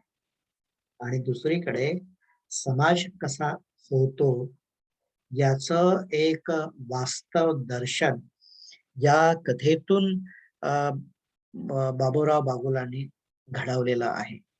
आता मी ओडिया भाषेचा उल्लेख केला. 2008 साली ओडियाला हे मिळालं म्हणून उल्लेख केला, अभिजात भाषेचा दर्जा. पण ओडिया कादंबरीमध्ये चेम्मीन नावाची कादंबरी आहे. चेम्मीन, या चेम्मीन कादंबरीमध्ये ही चेम्मीन आपल्या नवऱ्याला नेहमीच म्हणत असते की तू भरपूर मासे पकडून आण. तो कोळी आहे, ती त्याच्याशी लग्न करते, ती मुस्लिम आहे. ती त्याला नेहमीच सांगत असते की तू भरपूर मासे आण, मी ते मासे विकत राहील आणि माझ्या आईसारखा बंगला आपण या समुद्राच्या काठावर बांधून. ती पुष्कळ वर्ष ती सांगत राहते आणि एक दिवस तो तिचा नवरा कंटाळतो आणि म्हणतो, अगं मी रोज इतक्या हजारो निष्पाप जीवांना पकडतो, मारतो आणि त्यांना विकून आपला बंगला कसा होईल? किती शाप मी घेत असेल. हे जे आहे ना, हे चिंतन आहे मित्रांनो. हे चिंतन साहित्यात घडत राहतं. साहित्य हे असं लार्जर दॅन दिस काय असतं. लार्जर दॅन, त्याला मर्यादा नसतात. मर्यादांच्या पुढे जाणारं असतं. मर्यादांच्या पलीकडे आपल्या भावना प्रकट होत असतात आणि कधी कधी विचारांना भेदून विचार सुद्धा प्रकट होत असतात. मराठी साहित्यात या सर्व प्रकारच्या विचारांना स्थान मिळालेलं आहे, हे व्यक्त झालेलं आहे. आपण या भाषेकडे, आपल्या मातृभाषेकडे आपण नीट पाहिलं पाहिजे. ठीक आहे, काही तात्कालिक कारणं असतात, इंग्रजी शाळेत पाठवावं लागतं, पण त्यांचं भरण पोषण हे आपल्या मातृभाषेतून झालं पाहिजे. कारण आपल्याला सुचतं पहिल्यांदा मातृभाषेतून. आपण जन्मापासून जी भाषा बोलतो त्या भाषेतून आपल्याला विचार स्फुरायला लागतात. या भाषेतून आपल्याला सुचतं. ही भाषा आपण टिकवली पाहिजे. ही भाषा आपल्या मुलांच्या मध्ये अभिवृद्धी कशी होईल ते आपण पाहिले पाहिजे. ठीक आहे, ते इंग्रजीला जातात, पण मराठीचं वाचन त्यांच्याकडून घडवून घ्यायला पाहिजे. माझ्याकडे माझं स्वतःचं ग्रंथालय आहे. हे दिसतं एवढं दर्शनी भाग आहे सोडा. माझ्या मुली इंग्रजी शाळेला जात असून सुद्धा उत्तम मराठी वाचन त्या करतात. हे आपण करून घ्यायला पाहिजे. मग प्रयोग म्हणून मी माझ्या मुलांना हेतुतः खरंच काय बौद्धिक नुकसान होतं हे पाहण्यासाठी मी इंग्रजी टाकलं आणि अतोनात नुकसान झालं हे कळतं. काय नुकसान होतं?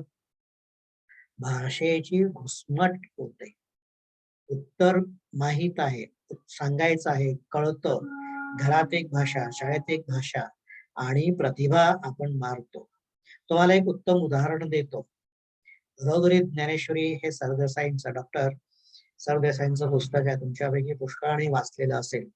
घरोघरी ज्ञानेश्वरी. त्यात त्यांनी फार सुंदर सुंदर गोष्टी सांगितलेल्या आहेत. तर ते काय सांगतात, घरात मुलांना आपण पेपर फाडू देत नाही. बादलीतलं पाणी त्यांना आपण खेळू देत नाही. भिंतीवर आपण ते रंगवतात त्यांना आपण करू देत नाही. ते त्यांचं प्रकटन असतं. ही त्यांची अभिव्यक्ती असते. आपण सर्दी होईल, पेपर फाडला जाईल, रद्दी आपल्याला विकायची असते, भिंत घाण होईल, भिंत आपल्याला रंगवावी लागेल, अशा चुकीच्या विचारांमुळे त्या मुलांची प्रतिभा आपण मारतो. भाषेच्या बाबतीत सुद्धा असंच घडतं. संवाद भाषा वेगळी, विचार भाषा वेगळी आणि मग हे सगळं असं त्रिकोण घडत असेल तर घुसमट होते. ही घुसमट आपल्याला मातृभाषा मोकळा श्वास देऊ शकते. आपण आपल्या भाषेकडे पाहिलं पाहिजे. पण पुन्हा भाषा कुठली धर्माची, भाषा कुठली प्रदेशाची, भाषा कुठली संस्कृतीची नसते. अमुक भाषा अमुकांची असं अजिबात नसते. आपले सलीम अली एक पक्षी शास्त्रज्ञ माहित आहेत. हे तमिळनाडूमध्ये गेले होते आणि तमिळनाडूमध्ये एका घरासमोरून जात असताना एक तिथले गृहस्थ म्हणाले, एका बाईला, थांब, तुला एका खूप मोठ्या माणसाची ओळख करून देतो. यांनी परिचय करून दिला आणि हे सलीम अली तिच्या तेलुगूतून बोलू शकले नाही. तर ती काय म्हणाली, बघा, हा कसला मुस्लिम, याला तर तेलुगू येत नाही. हा कसला मुस्लिम, त्याला तर तेलुगू येत नाही आणि आपण मुस्लिम म्हणजे हिंदी हिंदी बोलत असेल तर तो मुस्लिम. असे काहीतरी असोसिएशन्स, सहवासजन्य गोष्टी आपण आपल्या डोक्यात घेत राहतो आणि आपल्या जीवनाचं जे मातेरं करायचं आहे तेच मातेरं आपण भाषेच्या बाबतीत करत राहतो.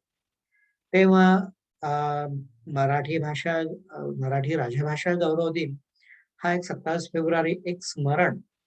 पण काही काही गोष्टी आपण करत राहिलो.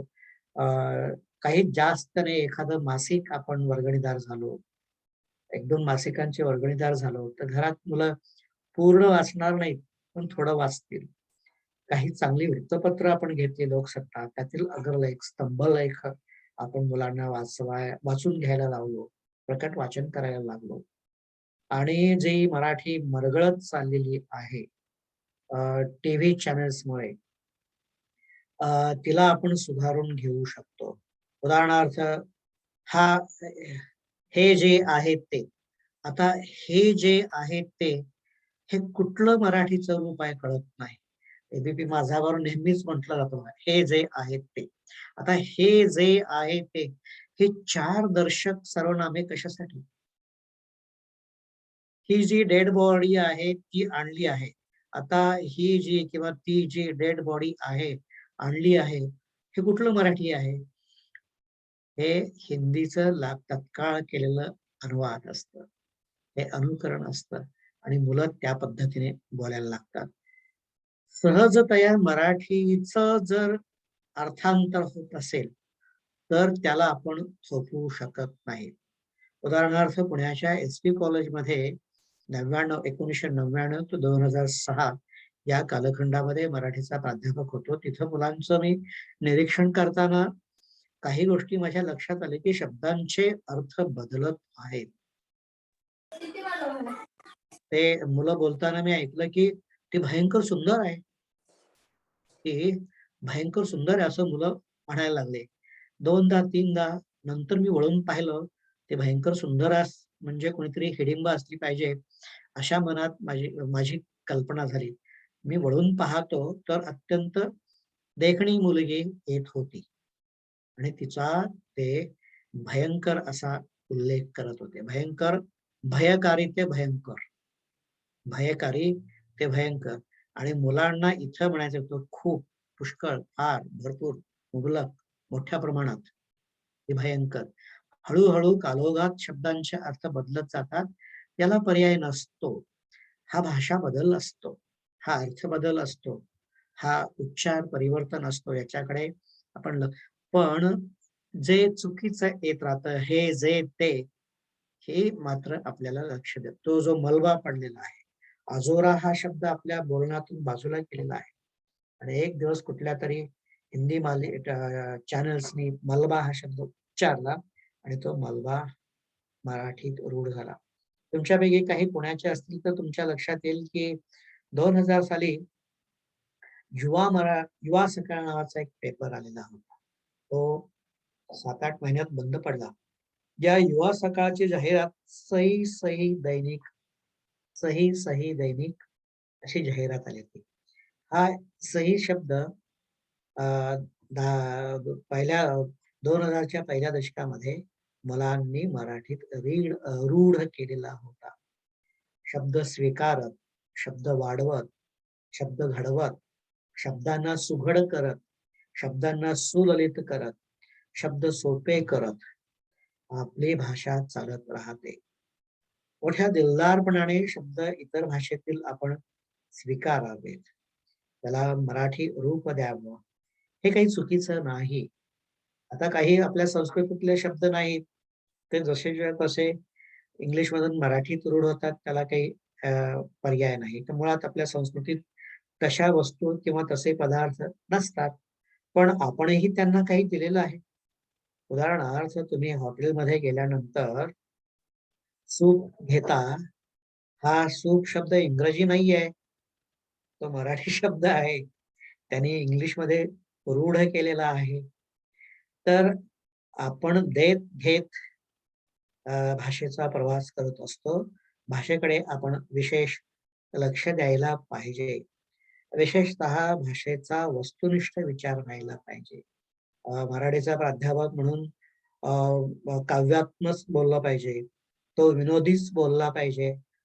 असा आग्रह धरू नये किंवा मराठीचा प्राध्यापक तो एखाद्या शास्त्राच्या प्राध्यापकासारखा वाटत असेल, तर असं आपण समजूया भाषेला कदाचित शिकणाऱ्यांच्या ठिकाणी चांगलं भवितव्य आहे. अधिक मी बोलणार नाही. दुसरेही एक वक्ते आहेत त्यांनाही मी ऐकणार आहे. हे असं म्हणण्यापेक्षा माझ्या ठिकाणी जो चांगला ऐवज होता तो मी आता रिता केलेला आहे. मी इथेच थांबणं मला योग्य वाटतं. तुम्ही मला निमंत्रित केलात आणि माझे विचारही ऐकलात. याच मी ऋणानुबंधात राहीन. धन्यवाद. पुन्हा एकदा आपणा सर्वांना शुभेच्छा देतो आणि आभार प्रकट करतो. धन्यवाद.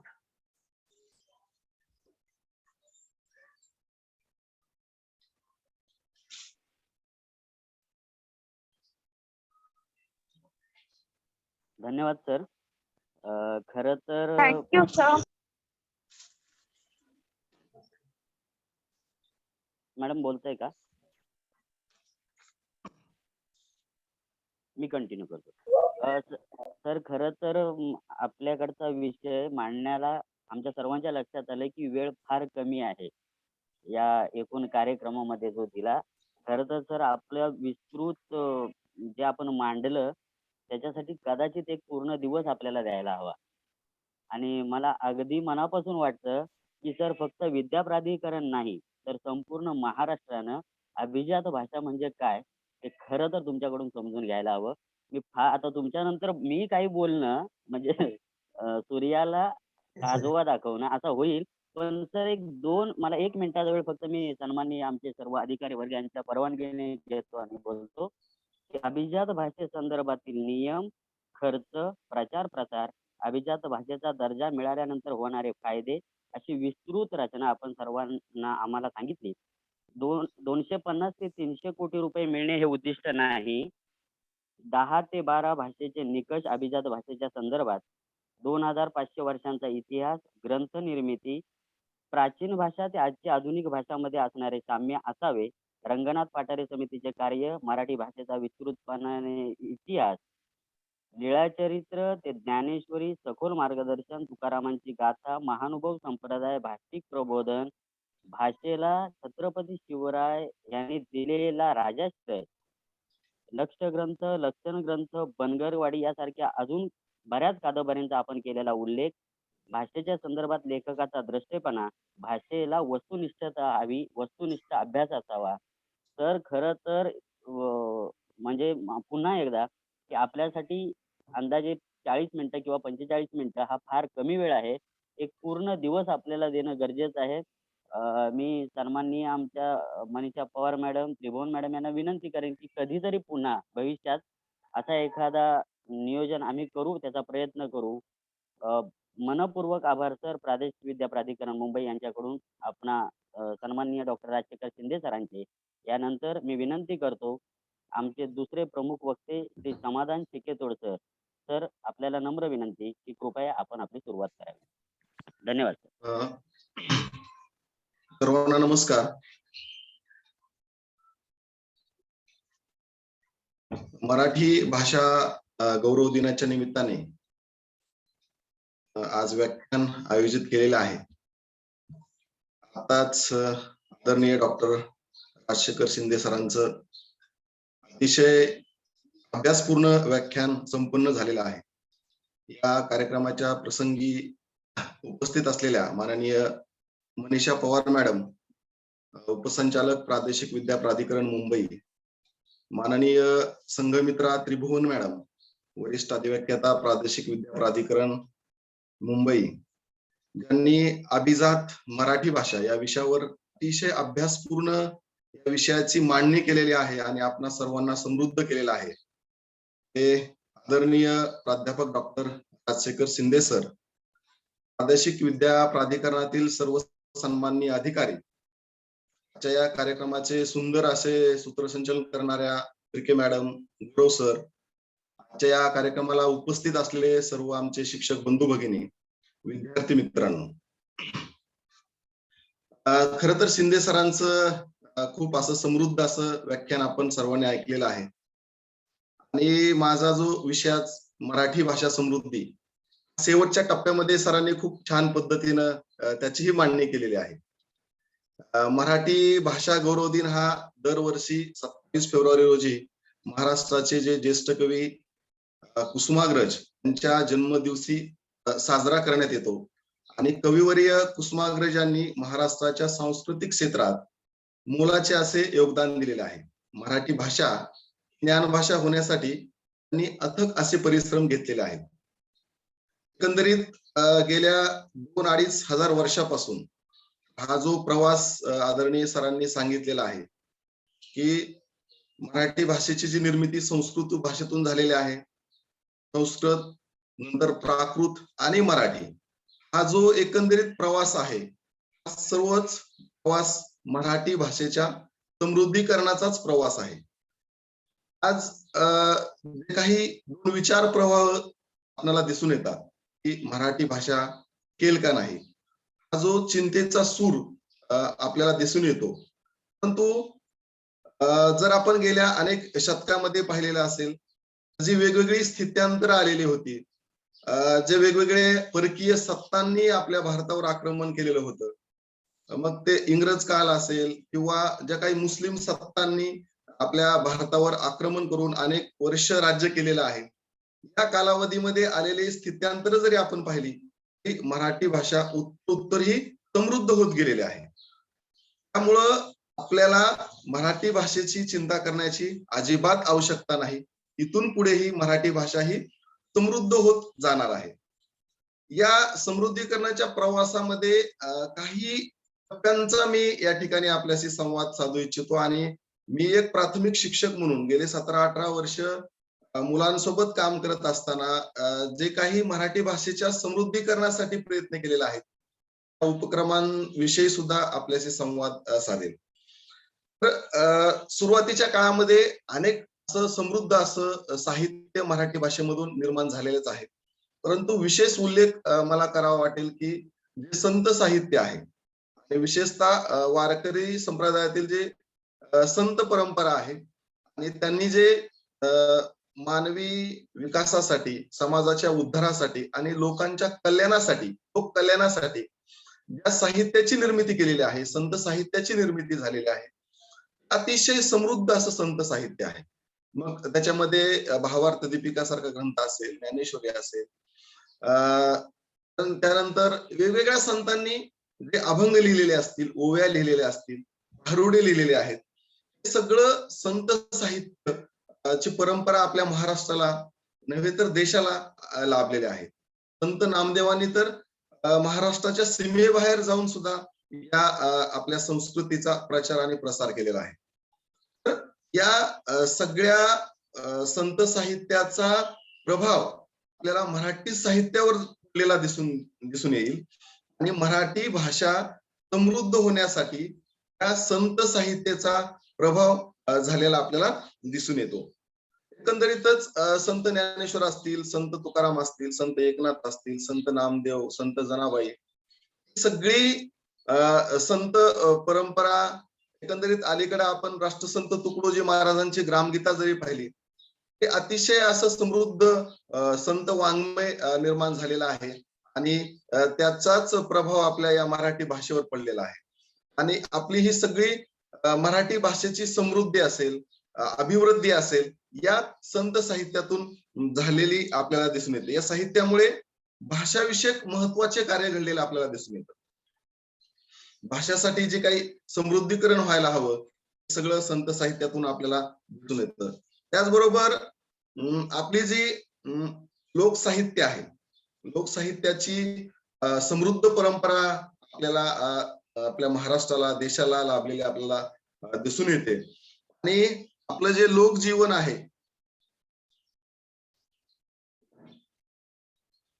त्या लोकजीवनाचा लोकमानस आणि त्याचं प्रतिबिंब या आपल्या संस्कृतीमध्ये पडलेलं दिसून येतं. त्यामध्ये जे लोकसाहित्य, त्यातून लोकसाहित्य निर्माण झालेलं आहे. याच्यामध्ये मग आपण सगळ्या लोकसाहित्याचा, मग मौखिक लोकसाहित्य असेल किंवा लिखित लोकसाहित्य असेल, यामधून वेगवेगळे जे साहित्य निर्माण झालं. अगदी आपली आजी त्यावेळेस आपण लहान होतो त्यावेळेस जात्यावरच्या ओव्या गायची, ओव्या म्हणायची, त्यावेळेस आपल्याला खूप आनंद व्हायचा. जात्यावरच्या ओव्या पुढे जाती जरी निघून गेलेली असली तरी त्या लिखित रूपामध्ये आपल्याकडे आजही उपलब्ध आहेत. किंवा वेगवेगळे जे आपले सण उत्सव होतात, नागपंचमी असेल, नागपंचमीच्या दिवशी ज्या महिला गीतं गातात, हे जे लोकसाहित्य आहे, या लोकसाहित्यामधून सुद्धा आपली मराठी भाषा अतिशय समृद्ध होत गेलेली आपल्याला दिसून येते. मग त्या लोककथा असतील, गीते असतील, ओव्या असतील, भारुडं असतील किंवा विविध सण समारंभासाठी जी आपण गीतं गायलेली आहेत, गाणी महिला गातात, किंवा जे आदिवासी भागामध्ये आदिवासी लोकसाहित्य असतं, वेगवेगळ्या प्रकारचं जे लोकसाहित्य आहे, त्या लोकसाहित्यामधून जे वेगवेगळे शब्द आहेत, वेगवेगळी गीतं आहेत, गाणी आहेत, लोककथा आहेत, यामधून आपली मराठी भाषा समृद्ध होत गेलेली आपल्याला दिसून येते. महाराष्ट्रामध्ये जर आपण जवळपास पाहिलं तर 60 प्रकारच्या वेगवेगळ्या बोलीभाषा बोलल्या जातात. विदर्भामध्ये वेगळी बोली आपल्याला दिसून येते, कोकणामध्ये वेगळी बोली दिसून येते, मराठवाड्यामध्ये वेगळी बोली दिसून येते, खानदेशामध्ये वेगळी बोली दिसून येते. आणि तसं जर आपण पाहिलं तर दर कोसावर आपल्या त्या भाषेचा हेल बदललेला आपल्याला दिसून येतो. आमच्या उस्मानाबाद जिल्ह्यामध्ये लातूरच्या सीमेवर वेगळी भाषा बोलली जाते, इकडं सोलापूरच्या सीमेवर वेगळी भाषा बोलली जाते, नगरच्या सीमेवर वेगळी भाषा बोलली जाते. परंतु ह्या ज्या वेगवेगळ्या बोलीभाषा आहेत, काही बोलीभाषांची लिपी नसल्यामुळं त्या लिखित स्वरूपामध्ये नाहीत, परंतु या सगळ्या बोलीभाषेमुळं आपली भाषा ही समृद्ध झालेली आपल्याला दिसून येते, समृद्ध होत गेलेली आपल्याला दिसून येते. वेगवेगळ्या भागामध्ये, वेगवेगळ्या समाजामध्ये घरची भाषा जी वेगळी आहे किंवा माध्यम भाषा जरी मराठी भाषा आपण म्हणत असलो बोलीकडून माध्यम भाषेचा हा जो प्रवास आपला होत असतो, लिपी समजून घेत असताना, तर या सगळ्या प्रवासामध्ये मराठी भाषा या बोलीमुळेच समृद्ध झालेली आहे. आणि शुद्ध भाषा किंवा अशुद्ध भाषा हा काही प्रकार नसतो. जे आपण भाषा बोलतो ते शुद्धच असते. त्यामुळं या सगळ्या बोली भाषेमुळे हा सगळा आपल्या मराठी भाषा समृद्धी करण्याचा प्रवास यामधून घडलेला आपल्याला दिसून येतो. मी प्राथमिक शिक्षक म्हणून ज्यावेळेस 2003 साली नांदेडच्या सीमावर्ती भागामध्ये रुजू झालो होतो, त्यावेळेस जो आंध्र प्रदेशाचा तो भाग होतो, आता तेलंगणा आहे. तर त्या ठिकाणी अशा वेगवेगळ्या भाषा बोलल्या जात होत्या. तेलुगू भाषा बोलली जात होती, बंजारा भाषा बोलली जात होती आणि ही सगळी भाषा मिश्रित होऊन त्या ठिकाणी वेगळीच परिसर भाषा निर्माण झाली.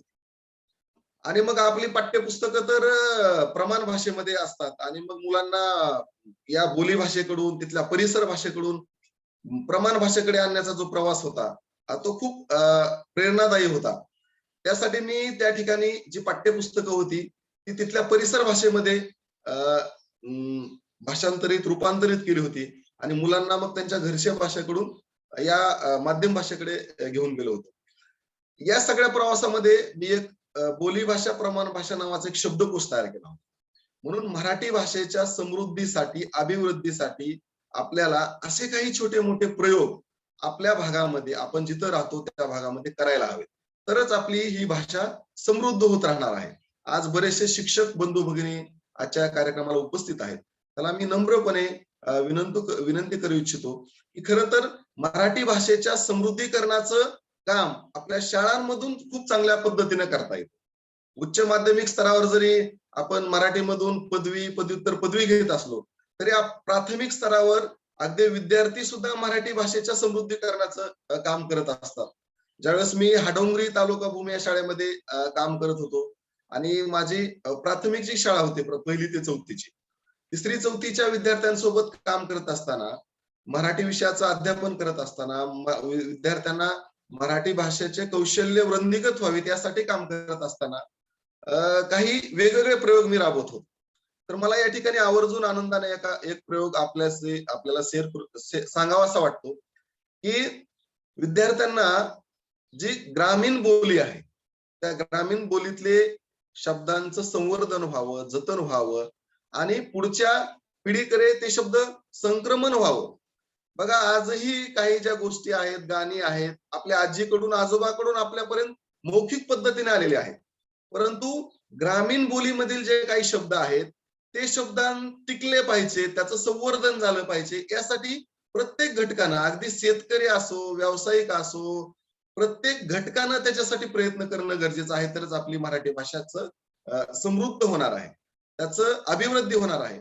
त्यासाठीचा एक प्रयोग मी राबवला होता की विद्यार्थ्यांना सांगितलं की बैलगाडी आपल्याकडं आज नामशेष होत चाललेली आहे. कारण कृषी संस्कृतीचं जर आपण बारकाईने निरीक्षण केलं तर आज यंत्रसामुग्रीचा वापर बऱ्यापैकी केला जातो ग्रामीण भागात सुद्धा अलीकडे. त्यामुळे ट्रॅक्टरचा वापर शेतीमध्ये आज केला जात असल्यामुळं बैलगाडी, पूर्वी आम्ही बैलगाडीचा आनंद घ्यायचो, गुराळामध्ये ऊस सुद्धा बैलगाडीमधून घेऊन जायचा, गुराळ सुद्धा आपल्याला आज पाहायला मिळत नाहीत. त्यामुळे विद्यार्थ्यांना सांगितलं की तुम्ही काय करा, बैलगाडीच्या संदर्भात जे शब्द आहेत ते शब्द तुमच्या गावातील जे जुनी लोक आहेत, आजोबा आहेत, तुमचे वडील आहेत किंवा जुनी जी जाणती लोक आहेत त्यांच्याकडून अशा शब्दांचं संकलन करा. आपण त्याचा संकलन करून एक शब्दकोश तयार करूयात. तर विद्यार्थ्यांनी एक 2-3 आठवड्यामध्ये बैलगाडीशी जे संदर्भात शब्द आहेत त्या शब्दांचं संकलन केलं. तर आज पहा, बैलगाडीच आपल्याला पाहायला मिळत नाही. शहरी भागामध्ये जे लोक राहतात, जर शहरी भागामध्ये फ्लॅटमध्ये राहणाऱ्या एखाद्या विद्यार्थ्याला बैलगाडीच्या संदर्भातले काही जर त्याचे जे वेगवेगळे भाग आहेत त्याची जर नावं सांगितली तर त्याला नाही सांगता येणार, कारण त्याच्या व्यवहारामध्ये किंवा त्याच्या परिसरामध्ये अशा काही गोष्टी पाहायला मिळत नाही. तर आख, जू, जोत, ती दांडी, हे जे शब्द आहेत असे जवळपास 200 ते 250 शब्दांचा संकलन विद्यार्थ्यांनी केलं आणि मग आम्ही बैलगाडी असेल, गुराळा असेल, असे वेगवेगळे जे ग्रामीण संस्कृतीमधले जे शब्द नामशेष होत आहेत या शब्दांचं संकलन सुरू केलं आणि त्याचा एक शब्दकोश तयार केला. त्यामुळं आज जे शिक्षक बंधू भगिनी या कार्यक्रमाला उपस्थित आहेत त्यांना मला सांगायला आनंद वाटतो की अशा पद्धतीचे उपक्रम असतील किंवा पथदर्शी प्रकल्प असतील ते आपले शिक्षक बंधू बऱ्याच पैकी आपल्या जिल्हा परिषदेच्या शाळांमधून वेगवेगळ्या शाळांमधून राबवत आहेत.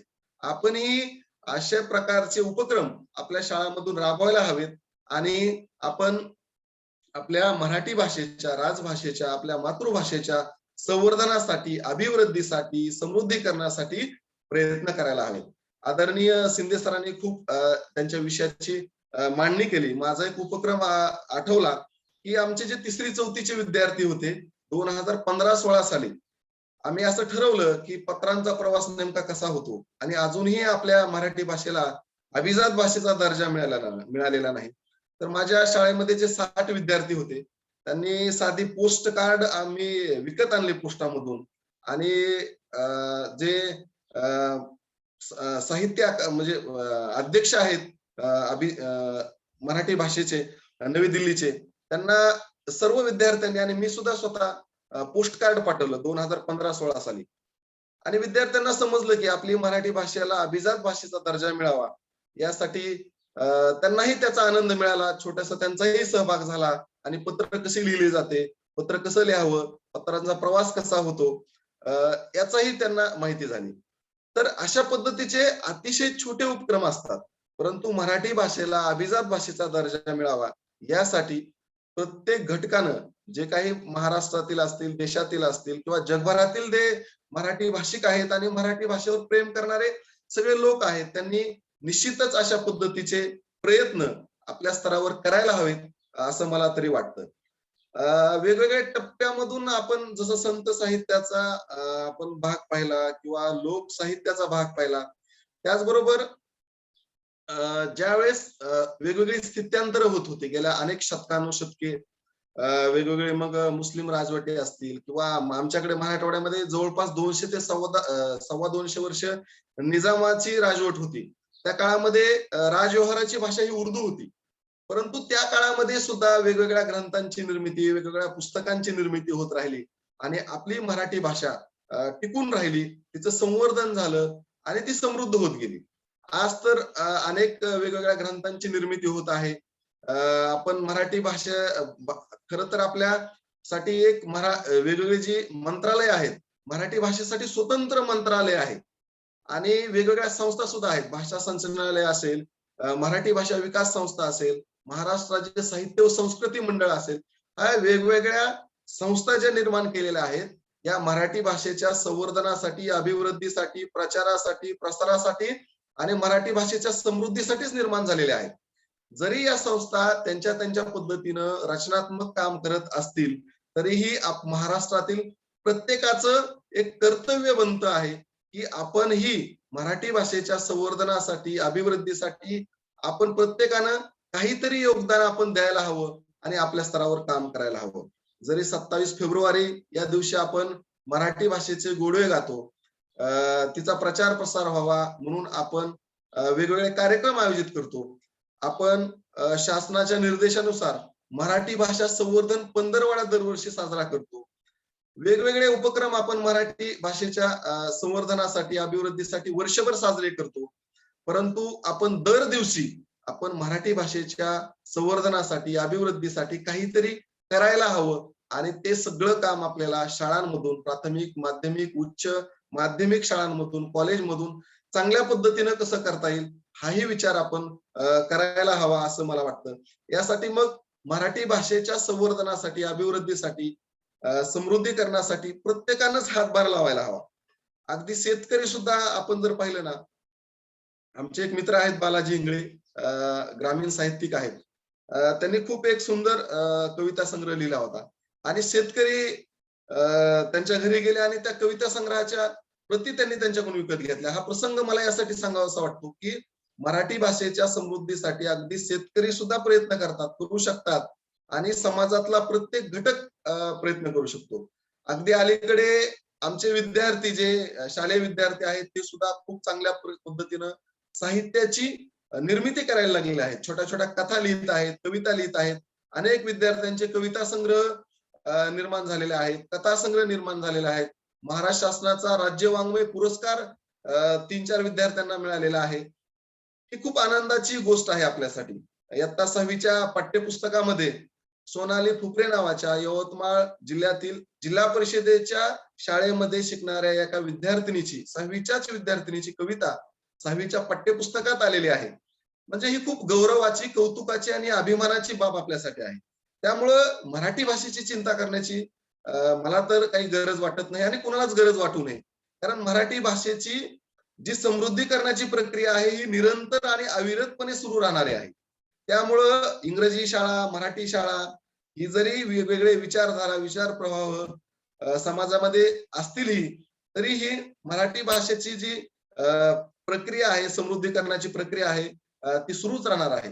मला आपल्याला सांगायला आनंद वाटतो की जर्मनी सारख्या किंवा अमेरिकेसारख्या, फिनलंड सारख्या देशामध्ये सुद्धा मराठी मासिकांची निर्मिती होत आहे.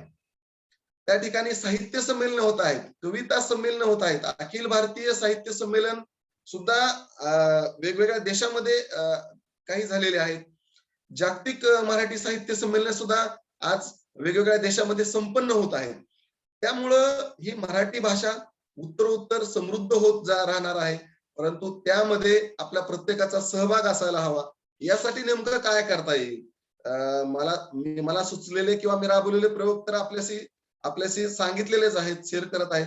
परंतु अजूनही काय करता येईल या काही शेवटच्या टप्प्यामध्ये 4-5 मिनिटांमध्ये आपल्याशी मला संवाद साधायला आनंद वाटेल की विशेषतः वाचन संस्कृती आणि लेखन संस्कृती आहे ही वृद्धिंगत होण्यासाठी प्रत्येक घटकानं खरं तर काम करायला हवं. आपल्याला सर्वांनाच माहिती आहे की पुस्तकाचं गाव म्हणून महाबळेश्वर जवळ भिलार नावाचं गाव, त्या ठिकाणी पुस्तकाचं गाव म्हणून ओळखलं जातं.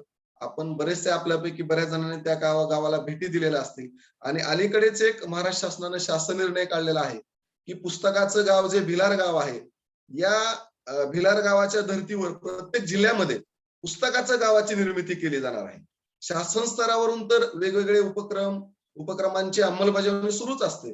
परंतु आपणही आपल्या स्तरावरून मराठी भाषेच्या समृद्धीकरणासाठी वाचन संस्कृती आणि लेखन संस्कृतीचा वृद्धिंगत व्हावं, विकास व्हावा यासाठी प्रयत्न करायला हवेत.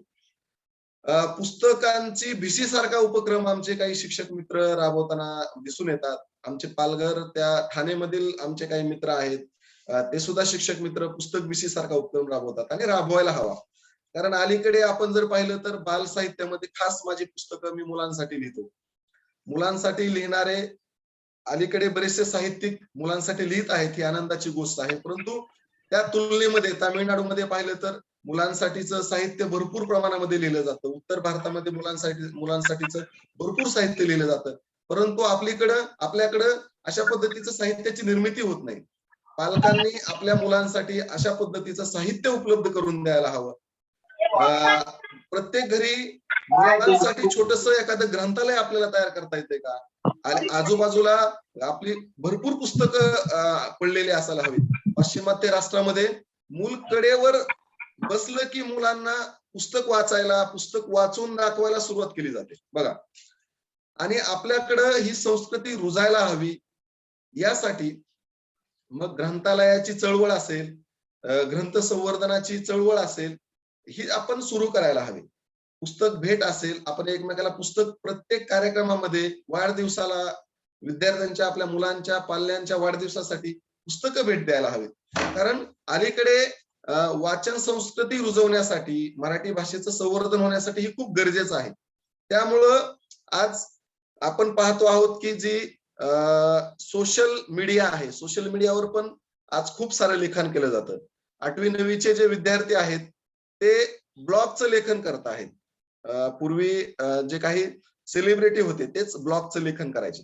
परंतु आज बहुतांशी साहित्यिक असतील, लेखक असतील, हे आपल्या अभिव्यक्तीसाठी ब्लॉगवर लेखन करतात आणि बरेचसे ब्लॉग हे मराठीतून लिहिले जातात. हे खूप, माझा सुद्धा एक ब्लॉग आहे. मी 2014 पासून शिक्षण संवाद नावाच्या ब्लॉगवर मराठीतून लेखन करतो. 8वी-9वीचे विद्यार्थी सुद्धा आज ब्लॉगवर मराठीतून लेखन करत आहेत. हा एक मराठी भाषेच्या समृद्धीचाच भाग आहे. त्यामुळं आपण सोशल मीडियावर लेखन करत असताना मराठीतून जास्तीत जास्त प्रकारे लेखन करायला हवं. फेसबुक पेज असेल, ट्विटर असेल, वेगवेगळे आज वाचक जर पाहिले तर सोशल मीडियावर सुद्धा खूप सारे वाचक, कोट्यावधी वाचक जगभरामध्ये आपल्याला सोशल मीडियावर आपल्याला दिसून येतात. त्यामुळे सोशल मीडियावर वाचन करत असताना, लेखन करत असताना आपण मराठीचा जास्तीत जास्त लेखन जर केलं तर जगभरातील वाचकांना ते वाचायला आवडेल. त्यामुळं आपल्या स्तरावरून असे अनेक सारे भरपूर सारे उपक्रम सांगता येतील. कार्यक्रमाचा वेळ आणि अवधी लक्षात घेता मी माझं जे काही विवेचन आहे, आपल्याशी संवाद आहे, ते आटोपतं घेतो आणि प्रादेशिक विद्या प्राधिकरणानं खास ही संधी मला उपलब्ध करून दिली. त्याबद्दल मी खरंच प्रादेशिक विद्या प्राधिकरणाचे सन्माननीय पवार मॅडम आणि त्यांचे सर्व सन्माननीय अधिकारी यांचे मनापासून आभार व्यक्त करतो. यापुढेही कधी संधी मिळाली, मराठी भाषा हा अत्यंत आवडीचा, जिव्हाळ्याचा, आत्मीयतेचा माझा विषय आहे. त्यामुळे यापुढेही मला आपल्याशी संवाद साधायला आवडेल. या ठिकाणी संधी दिली त्याबद्दल मी मनापासून आभार व्यक्त करतो आणि आदरणीय आमचे राजशेखर शिंदे सर आहेत, त्यांचंही व्याख्यान मला आज ऐकायला मिळालं. त्याबद्दल त्यांचेही मी आभार या ठिकाणी मानतो आणि या ठिकाणी थांबतो. धन्यवाद. बोला. धन्यवाद सर. धन्यवाद. सन्माननीय चिकेतोड सर, मनस्वी आभार. आपण आपल्या विस्तृत अशा विवेचनामध्ये मराठी भाषा निर्मिती, भाषेचा प्रवास, आक्रमण आणि स्थित्यंतरे, संत परंपरा, संत वाङ्मय, लोकसाहित्य, ओव्या, गीते, भारुड, गाणी, आदिवासी लोकसाहित्य आणि एक महत्वाचा जो उल्लेख आपण केला की महाराष्ट्रामध्ये 60 प्रकारच्या बोलीभाषा या बोलल्या जातात. आम्हाला सर्वांना अतिशय आपला अभिमान यासाठी वाटला की इयत्ता 6वीच्या विद्यार्थिनीची कविता पाठ्यपुस्तकामध्ये समावेश झाला. तर पुन्हा एकदा प्रादेशिक विद्या प्राधिकरण तर्फे आमचे सर्व सन्माननीय अधिकाऱ्यांच्या तर्फे आपलं मनपूर्वक अभिनंदन आणि आभार सर. दुसरा मुद्दा, परदेशात साहित्य संमेलन होतं, पुस्तक प्रकाशन होतं, वाचन लेखन संस्कृती वृद्धिंगत व्हावी, पुस्तकांचं गाव भिलार महाबळेश्वर जवळ याचा आपण उल्लेख केलात. पुस्तकाची भिशी ही एक अतिशय सुंदर संकल्पना सर आपण आमच्या समोर मांडली. प्रत्येक घरात ग्रंथालय असावे, ग्रंथालय चळवळ उभी राहावी, पुस्तक भेट ही संकल्पना राबवावी आणि आजच्या पिढीला धरून आपण सर्वजणच व्हॉट्सअप, ट्विटर, फेसबुक या माध्यमातून जे जे अभिव्यक्त होतो, स्वतःची मतं मांडतो, त्याच्यासाठी फेसबुकचं पेज असावं किंवा ब्लॉग असावा आणि तो मराठीतून लिहिला जावा. यासाठी सर पुन्हा एकदा मनस्वी अभिनंदन आणि आभार. आपला आजच्या कार्यक्रमाची सुरुवात सन्माननीय राजशेखर शिंदे सर आणि चिकेतोड सर आपण सुंदरच केली. अगदी हवा कार्यक्रम पुढे चालत राहावा, अजून आपल्याला ऐकावं असं वाटतंय. पण घड्याळाचा काटा थांबत नाही सर आणि म्हणून नाईलाजानं आपल्याला कार्यक्रमाच्या उत्तरार्धाकडे जावं लागेल. नाईलाजानं पुन्हा एकदा म्हणतो, आपण सगळेजण ज्या कार्यक्रमाची आतुरतेनं आत्ता वाट बघतोय, सन्माननीय उपसंचालक प्रादेशिक विद्या प्राधिकरण मुंबई श्रीमती मनीषा पवार मॅडम आणि वरिष्ठ अधिव्याख्याता प्रादेशिक विद्या प्राधिकरण मुंबई सन्माननीय श्रीमती संघमित्रा त्रिभुवन मॅडम यांच्या संकल्पनेतून, त्याचप्रमाणे प्रादेशिक विद्या प्राधिकरणचे मुंबईचे सर्व कर्मचारी, सर्व विषय सहाय्यक, सर्व साधन व्यक्ती यांनी यासाठी जे काम केलं, सन्माननीय पवार मॅडम आणि त्रिभुवन मॅडम यांनी हा जो उपक्रम केला त्याच्यामध्ये साधारण 6 ते 7 प्रकारच्या स्पर्धा घेतल्या होत्या. एवढा सुंदर अभिप्राय आणि ज्याला आपण प्रतिसाद म्हणतो, जवळपास सर 2500 ते 3000 मेल आम्हाला मिळाले. आता माफ करा, मेल या शब्दाला सर मला आत्ता माझ्याकडे मराठी शब्द नाही आहे. तर हे आपली काय म्हणतो, आपल्या भाषेने दुसऱ्या भाषेतला स्वीकारलेला शब्द म्हणून आपण त्याच्याकडे बघू. तर 2500 ते 3000 मेल आल्यानंतर आमच्याकडचे विषय सहाय्यक असतील, राबचे म्हणजे विद्या प्राधिकरणचे सर्व अधिकारी वर्ग असतील आणि एक विषय घेऊन त्याच्यामध्ये परीक्षक म्हणून काम केलेलं आहे आणि त्याचे निर्णय, त्याचे निकाल आता सर आपण जाहीर करत आहोत. मी पुन्हा एकदा सन्माननीय राजशेखर शिंदे सर, चिकेतोड सर, आमच्या सन्माननीय मनीषा पवार मॅडम आणि संघमित्रा त्रिभुवन मॅडम यांचे आभार मानतो आणि मी शिर्के मॅडम यांना विनंती करतो की त्यांनी निकाल जाहीर करायला सुरुवात करावी.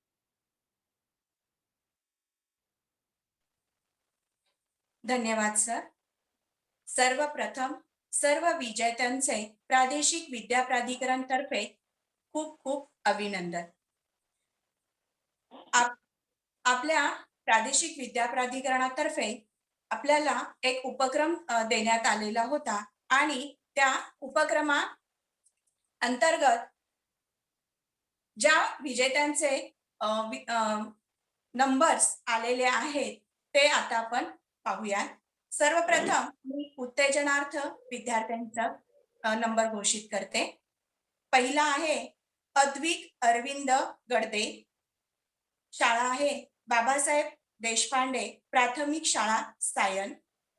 दुसरा आहे शरण्या अभिजित सावंत, बालमोहन विद्या मंदिर. तृतीय क्रमांक पार्थ पंकज गोंगे, बालमोहन विद्या मंदिर. तृतीय क्रमांक दोघात देण्यात आलेला आहे. त्यातला दुसरा नंबर परम पंकज गोंगे, बालमोहन विद्या मंदिर. द्वितीय क्रमांक साईराज हांडे, ज्ञानप्रकाश विद्यालय. आणि प्रथम क्रमांक Gauri Wagle, Queen Mary School, Grant Road. मी आता माझे सहकारी श्री गुरव सर यांना विनंती करते की त्यांनी पुढील गटाची घोषणा करावी. धन्यवाद शिर्के मॅडम.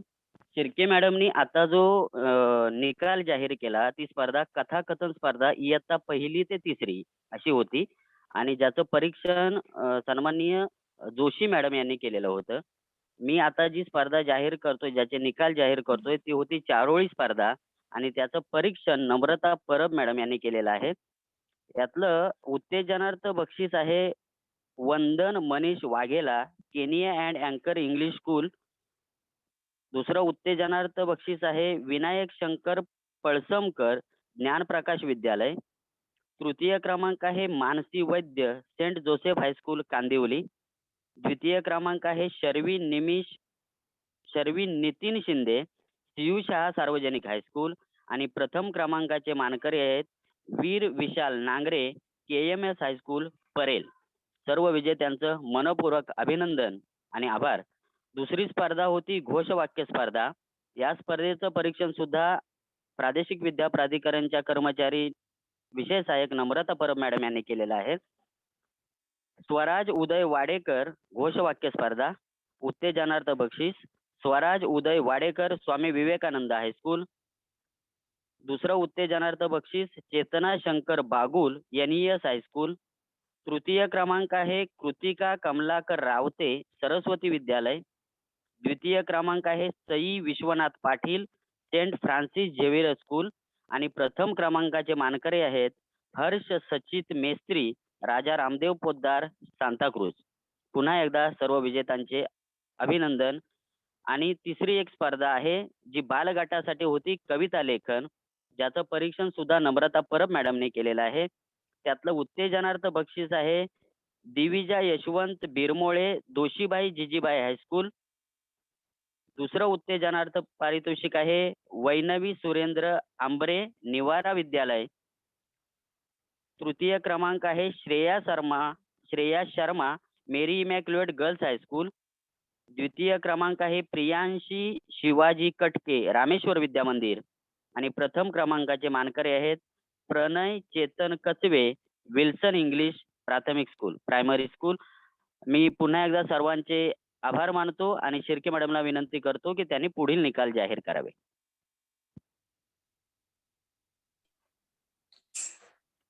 पुढील गटामध्ये जे स्पर्धा घेण्यात आलेली होती ती निबंध लेखन आहे आणि इयत्ता 8वी ते 10वी साठी होती. याचे परीक्षण प्रादेशिक विद्या प्राधिकरण मधील अनुजा कदम मॅडम यांनी केलेले आहे. आणि यामध्ये उत्तेजनार्थ बक्षीस रिया उदय नेवरेकर, होली एंजल हायस्कूल. दुसरा नंबर आहे हर्षित अनिल वेलोंडे, IS सेकंडरी स्कूल. तृतीय क्रमांक साची महेंद्र शेलार, श्री माधवराव भागवत हायस्कूल. द्वितीय क्रमांक अस्मिता भारत भगत, ज्ञान केंद्र सेकंडरी स्कूल. आणि प्रथम क्रमांक आहे ऋतिका तुलसीदास नाईक, मेरी इमॅक्युलेट गर्ल्स हायस्कूल. सर्वांचे मनपूर्वक अभिनंदन. आणि पुढील गटाचे सांगण्यासाठी मी गुरव सरांना सांगते. धन्यवाद. अजून एक स्पर्धा होती कविता लेखन महाविद्यालयीन गट. याचं परीक्षण केलं होतं श्री यतीन पोळ सर यांनी. यामध्ये उत्तेजनार्थ पारितोषिक आहे गौरी प्रकाश मेस्त्री, गोखले कॉलेज.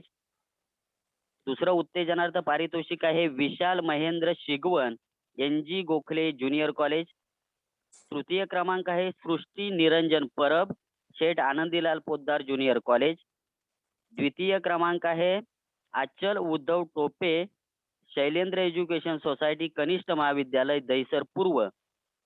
आणि प्रथम क्रमांकाचे मानकरी आहेत कुमारी अंकिता अंकुश पिसाळ, शैलेंद्र एज्युकेशन सोसायटीचे कनिष्ठ महाविद्यालय दहिसर पूर्व. पुन्हा एकदा सर्व विजेत्यांचे मनस्वी आभार, आयोजकांचे आभार. आणि यानंतर साधारण 10:30 पासून सुरू झालेला आपला हा सुंदर असा मराठी राजभाषा दिनाचा कार्यक्रम, त्याच्या उत्तरार्धाकडे आपण आलो आहोत. आणि आता शेवटचा, तसाही फारसा सर्वांना न आवडणारा परंतु महत्वाचा आणि गरजेचा आभार प्रदर्शनाचा कार्यक्रम. गुरव या सर, हा मॅडम बोला. अजून एक बोला. स्पर्धा आपल्याला राहिलेली आहे आणि ओके, ही स्पर्धा शिक्षक पोस्टर असं शिक्षकांसाठी आयोजित केलेली होती. आणि त्यामध्ये उत्तेजनार्थ 2 बक्षिसे आपण काढलेली आहेत. पहिला आहे प्रियंका बर्डे, नंदादीप विद्यालय. त्यानंतर दुसरा उत्तेजनार्थ बक्षीस देण्यात आलेला आहे अर्चना वर्तक, गोखले हायस्कूल. त्यानंतर तृतीय क्रमांक शिल्पा एरंडेकर. त्यानंतर द्वितीय क्रमांक जुई पारकर, श्री हशू अडवाणी मेमोरियल स्कूल. आणि प्रथम क्रमांक आहे अश्विनी कुलकर्णी, स्वामी विवेकानंद हायस्कूल. यामधील तृतीय क्रमांक शिल्पा एरंडेकर यांच्या शाळेचा उल्लेख नसल्यामुळे मी इथे केलेला नाही. तरी सर्वांचे पुन्हा एकदा प्रादेशिक विद्या प्राधिकरण तर्फे मी खूप खूप अभिनंदन करते.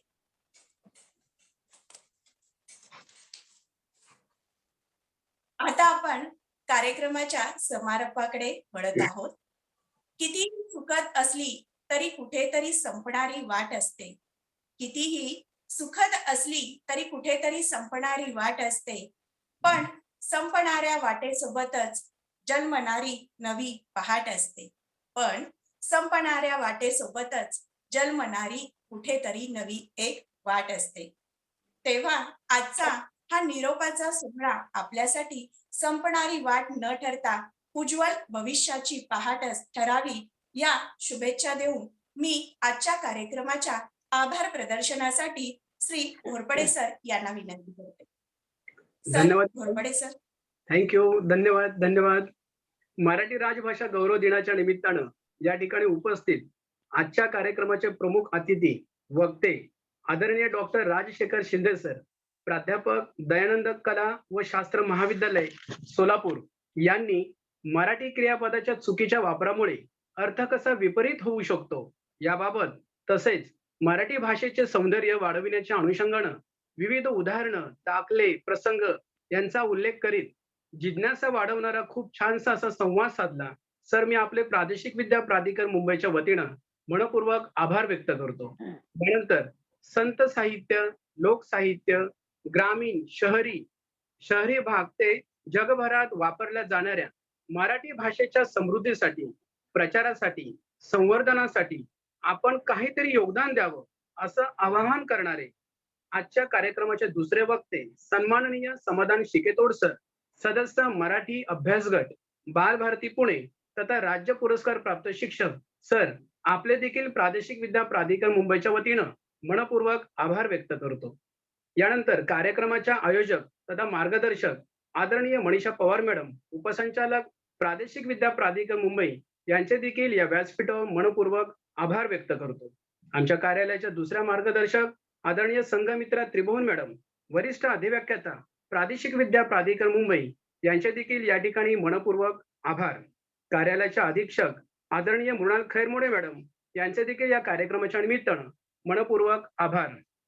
सर्वांना माहित आहे, जी गौरव सारखा एखादा कार्यक्रम असेल किंवा अन्य टीव्हीवर जे कार्यक्रम होतात त्या ठिकाणी त्या कार्यक्रमामध्ये विशेष लक्षवेधी चेहरा असं एक त्या ठिकाणी बक्षीस असतं. आपल्याला सर्वांना जिज्ञासा वाढवतं की नेमका कोणता चेहरा आहे, हा विशेष लक्षवेधी चेहरा असा कोणता आहे. तर मी आजच्या या कार्यक्रमाच्या सर्व तांत्रिक बाबी ज्याने समर्थपणे लिहिलेल्या पेलेल्या अशा या टेक्निकल सपोर्टच्या माध्यमातून बालतंत्र स्नेही म्हणून विशेष लक्षवेधी ठरलेला चेहरा म्हणजे सारी शेळके याचे देखील या कार्यक्रमाच्या निमित्तानं मनपूर्वक आभार.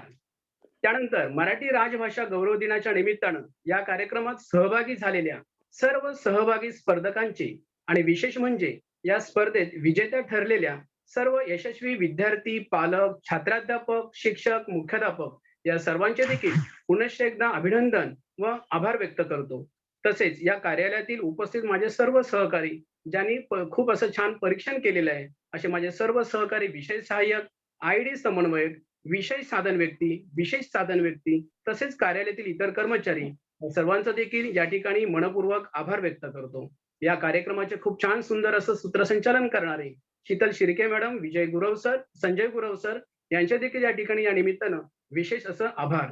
यानंतर झूम तथा युट्यूबच्या माध्यमातून उपस्थित सर्व विद्यार्थी, शिक्षक, मुख्याध्यापक, माननीय प्रतिनिधी बृहन्मुंबई महानगरपालिका शिक्षण विभाग तसेच माननीय प्रतिनिधी शिक्षण निरीक्षक कार्यालय उत्तर, दक्षिण व पश्चिम विभाग तथा सर्व मराठी भाषा प्रेमी, शिक्षण प्रेमी या सर्वांचे प्रादेशिक विद्या प्राधिकरण मुंबई उपसंचालक आदरणीय मनीषा पवार मॅडम यांच्या वतीनं सर्वांना धन्यवाद देतो, मनपूर्वक आभार व्यक्त करतो आणि अध्यक्षांच्या वतीनं मराठी राजभाषा गौरव दिनाचा हा छोटेखानी कार्यक्रम या ठिकाणी संपन्न झाला असं जाहीर करतो आणि थांबतो. धन्यवाद. पुढे सर. मॅडम.